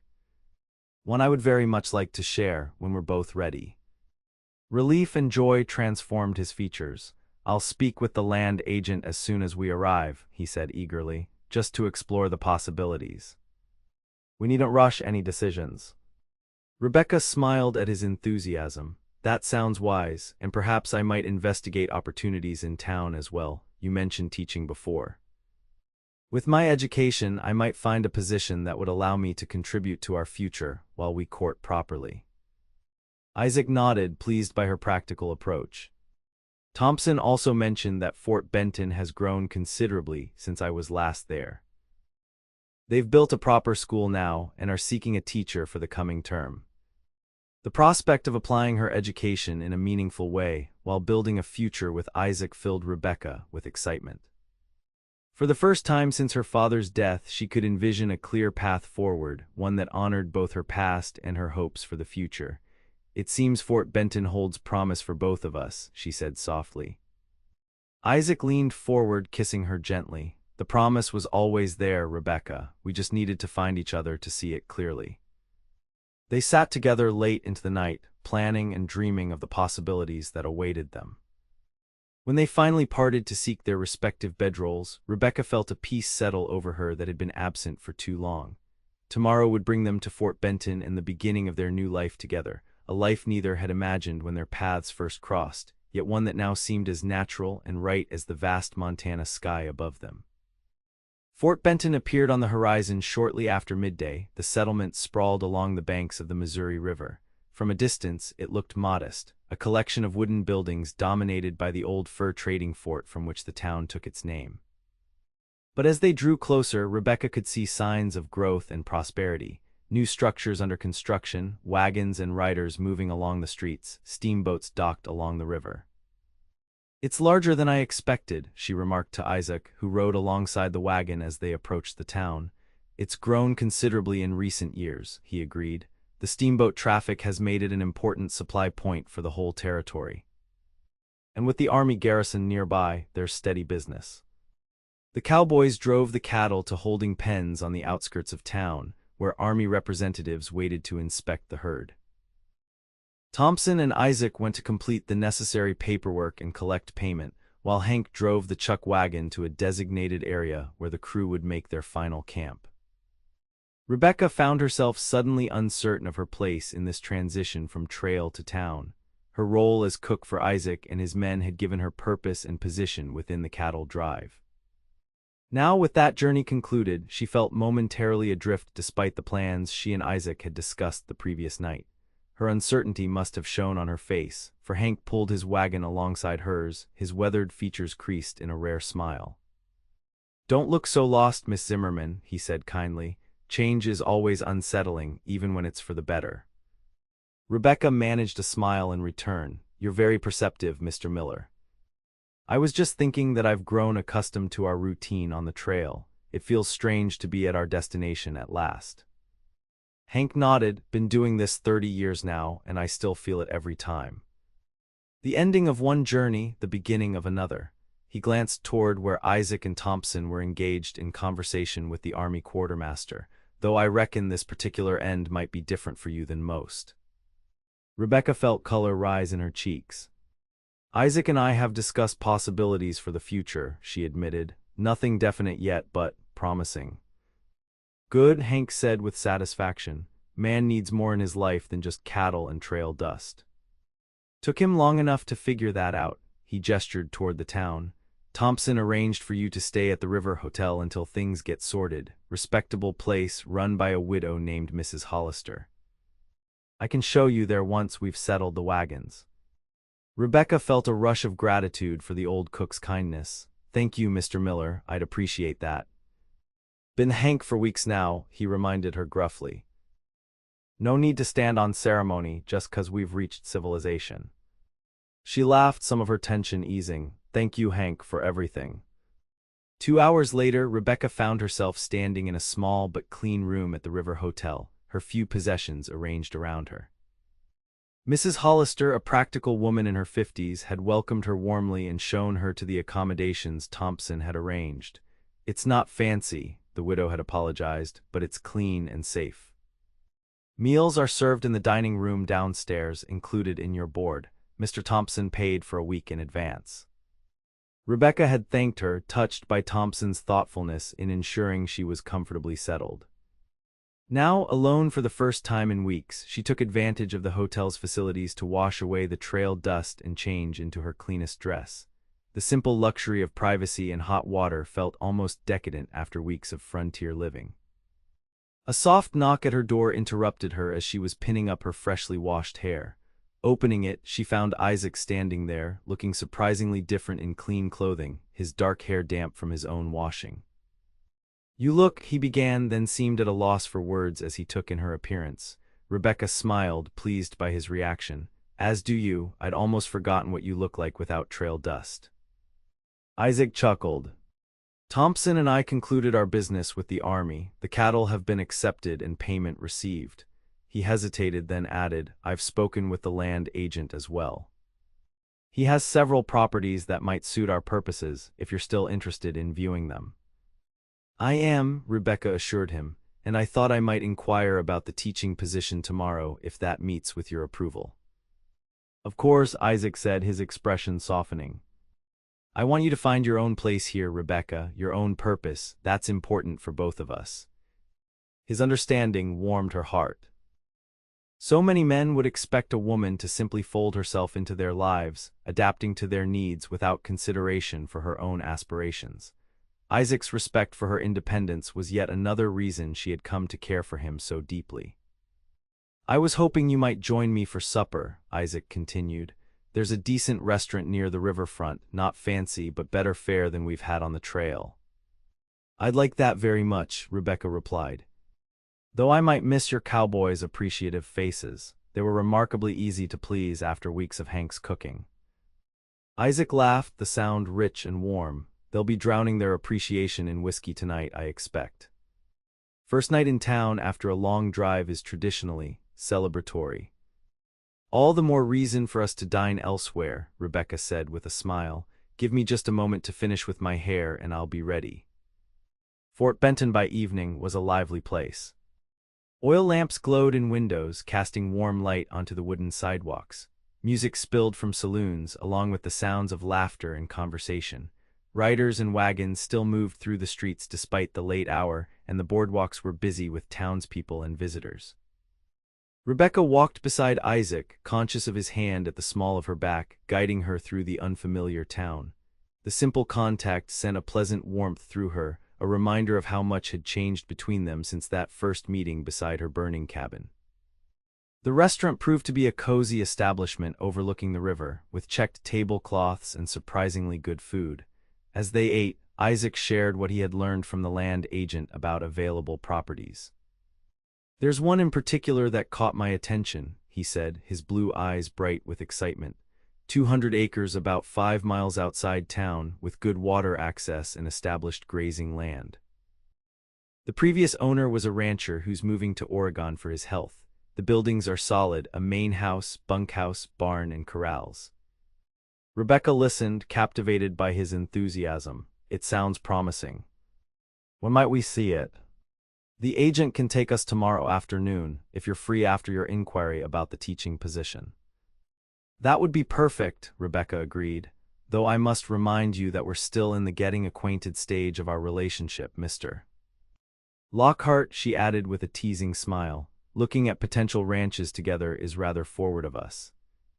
Isaac returned her smile, reaching across the table to take her hand. Indeed it is, Miss Zimmerman. Downright scandalous by Philadelphia standards, I imagine, but then the frontier has its own rules, doesn't it? So I'm learning, she replied, her voice softening, and I find I prefer them in many ways. They lingered over their meal, discussing their plans and aspirations with a freedom that would have been impossible in the more structured social environment of the East. By the time they returned to the River Hotel, Rebecca felt more certain than ever that her future lay here in the Montana Territory, beside this man who had captured her heart amidst the most unlikely circumstances. At her door, Isaac took both her hands in his expression serious despite the happiness in his eyes. Tomorrow begins our new chapter, he said softly, not as rescuer and rescued or cowboy and cook, but as two people choosing a path forward together. I like the sound of that, Rebecca whispered, lifting her face for his good-night kiss. When they parted, she entered her room with a heart full of hope and anticipation for what the coming days would bring. The next morning, Rebecca presented herself at the office of the Fort Benton School Board, her references from Philadelphia carefully preserved despite the journey west and the cabin fire. The board chairman, Mr. Ellison, was a serious man in his 40s who reviewed her documents with careful attention. Your qualifications are impressive, Miss Zimmerman, he acknowledged. A graduate of the Philadelphia Female Seminary with recommendations from several respected professors. May I ask what brings you to Fort Benton? Rebecca had prepared for this question, knowing her unusual circumstances might raise eyebrows. My father, Professor James Zimmerman of the University of Pennsylvania, brought me west last year to study the natural history of the territory. After his recent passing, I decided to remain and build a new life here. Ellison nodded sympathetically. I'm sorry for your loss, and how did you come to be interested in our teaching position? Education has always been valued in my family, Rebecca replied. And I believe frontier communities deserve the same quality of instruction as eastern cities. Children here will build the future of the territory, and they should be equipped with the knowledge to do so effectively. Her answer seemed to please Ellison, whose expression warmed noticeably.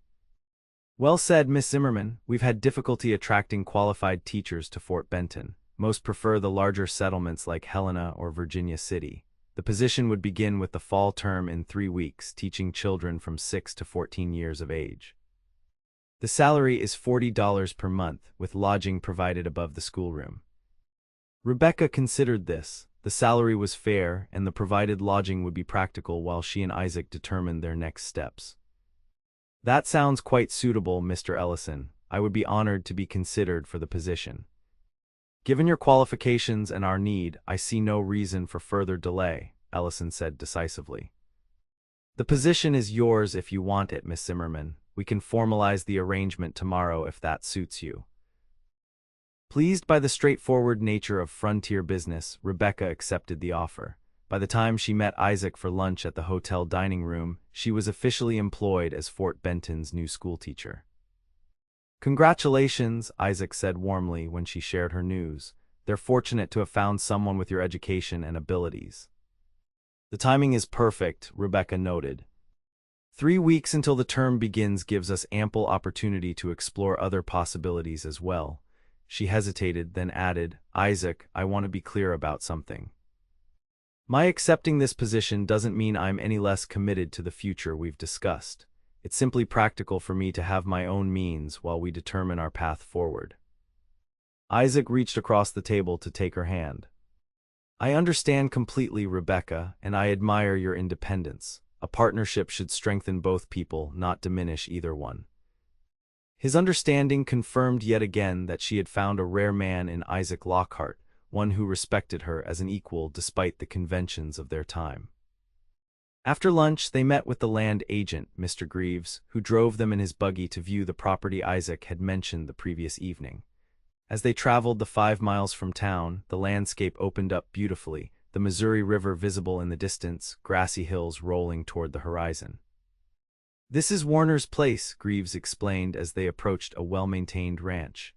Gus Warner built it up over 15 years, but his lungs can't take the Montana winters anymore. Doctors ordered him to Oregon or California. His loss is someone else's opportunity. The property impressed Rebecca immediately. The main house was modest but solid, built of squared logs with a proper stone foundation and chimney. A wide porch wrapped around 2 sides, offering views of both the river valley and the mountains in the distance. Nearby stood a bunkhouse, barn, and various outbuildings, all showing signs of careful maintenance. Warner ran about 200 head of cattle, Greaves continued as they toured the property. Good water rights, enough hay land to put up winter feed. The house has 4 rooms, kitchen, parlor, and 2 bedrooms, simple but sound. Rebecca could see Isaac evaluating everything with his experienced eye, checking the condition of the corrals, examining the barn's construction, assessing the grazing land that stretched away from the buildings.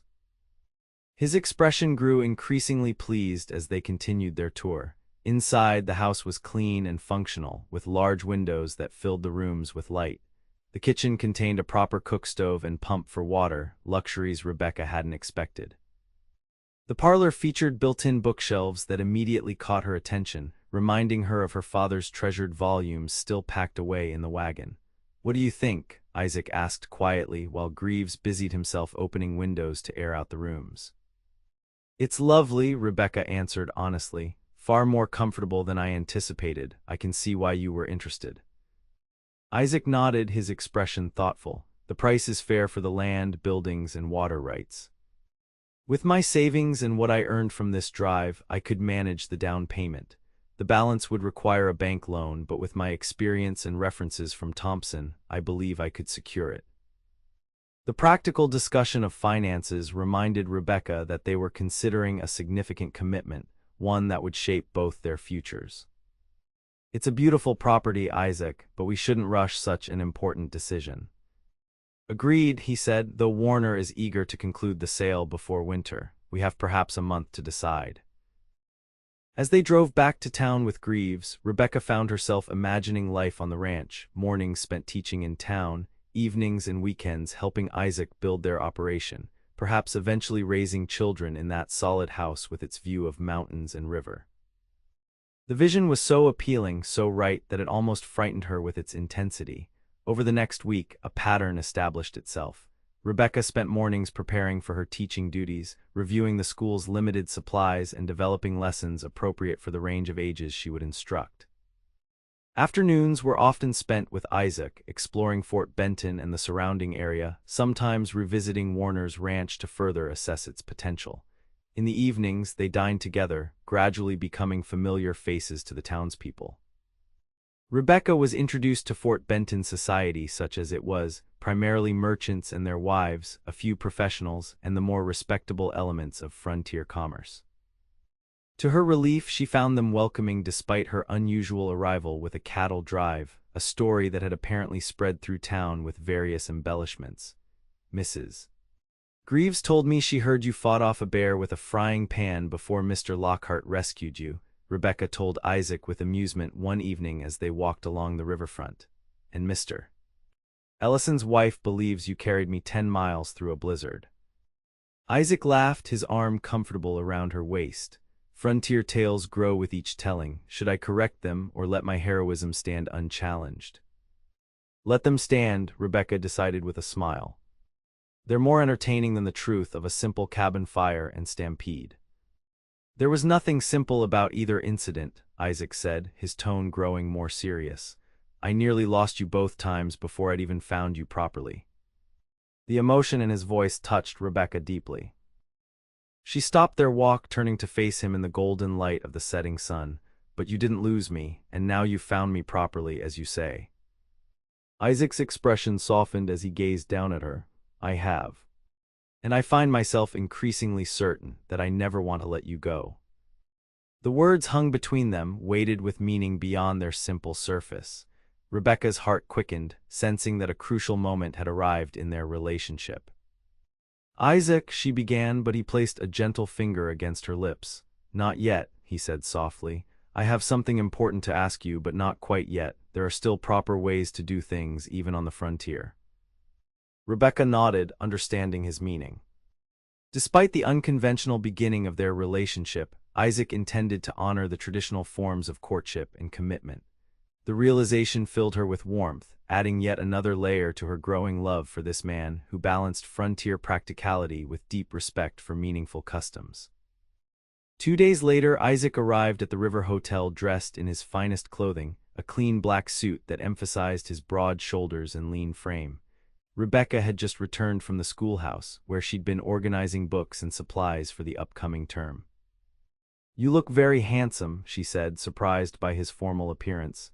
Is there a special occasion I've forgotten? Indeed there is, Isaac replied with a smile that held both nervousness and determination. If you're not too tired, I'd like to take you somewhere special this evening.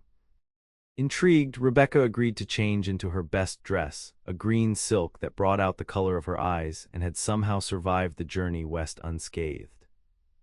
When she emerged from her room 30 minutes later, Isaac's appreciative gaze made the effort worthwhile. You're beautiful, he said simply. That color suits you perfectly. He escorted her to a waiting buggy, helping her up with careful hands before taking the reins. To Rebecca's surprise, they headed not toward the restaurant they had come to favor, but out of town entirely, following the now familiar road toward Warner's ranch. Are we going to the property? She asked, confused by this unexpected turn. We are, Isaac confirmed. I hope you don't mind, there's something I want to show you there. As they approached the ranch, the setting sun cast long shadows across the landscape, gilding everything in warm golden light. When they crested the final hill, Rebecca gasped at the sight that awaited them. A table had been set on the wide porch of the main house, complete with white cloth, candles waiting to be lit, and what appeared to be a proper dinner service.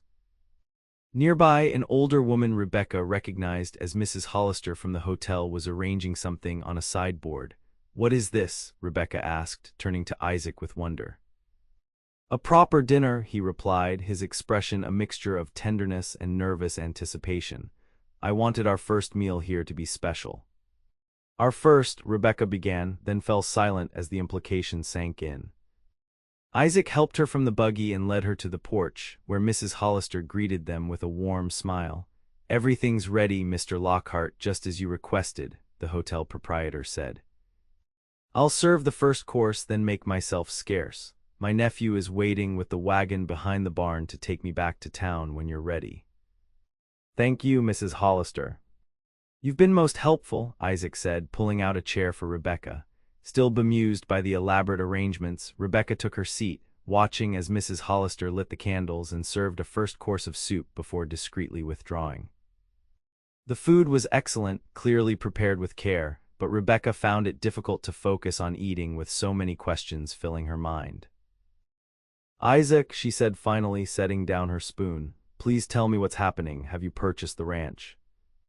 He reached across the table to take her hand. "Not yet, but I've made an offer, contingent upon Warner's acceptance." "And yours?" "Mine." Rebecca's heart began to beat faster. Isaac rose from his chair, still holding her hand, and to her astonishment, knelt beside her. From his pocket, he withdrew a small velvet box. "Rebecca Zimmerman," he said, his voice steady despite the emotion evident in his eyes, "when I found you fighting that cabin fire, I thought I was simply doing my duty as any decent man would. I had no idea that moment would change my life forever." Rebecca felt tears gathering in her eyes as Isaac continued. "These past weeks have shown me what I never thought to find on the frontier, a woman of courage, intelligence, and grace who makes me want to be a better man than I ever imagined becoming. You've challenged my beliefs about what's possible in this harsh land, about the compatibility of strength and tenderness, practicality and hope." He opened the box, revealing a simple gold band set with a small diamond. "I know our courtship has been unconventional and perhaps rushed by Eastern standards, but out here we learn quickly what matters and what doesn't, and you, Rebecca, matter to me more than anything else in this world." Isaac took a deep breath. "I'm asking you to be my wife, to build a life with me on this land, to create a home that honors both your intelligence and my experience, to face whatever challenges the frontier presents as partners in all things. Will you marry me?"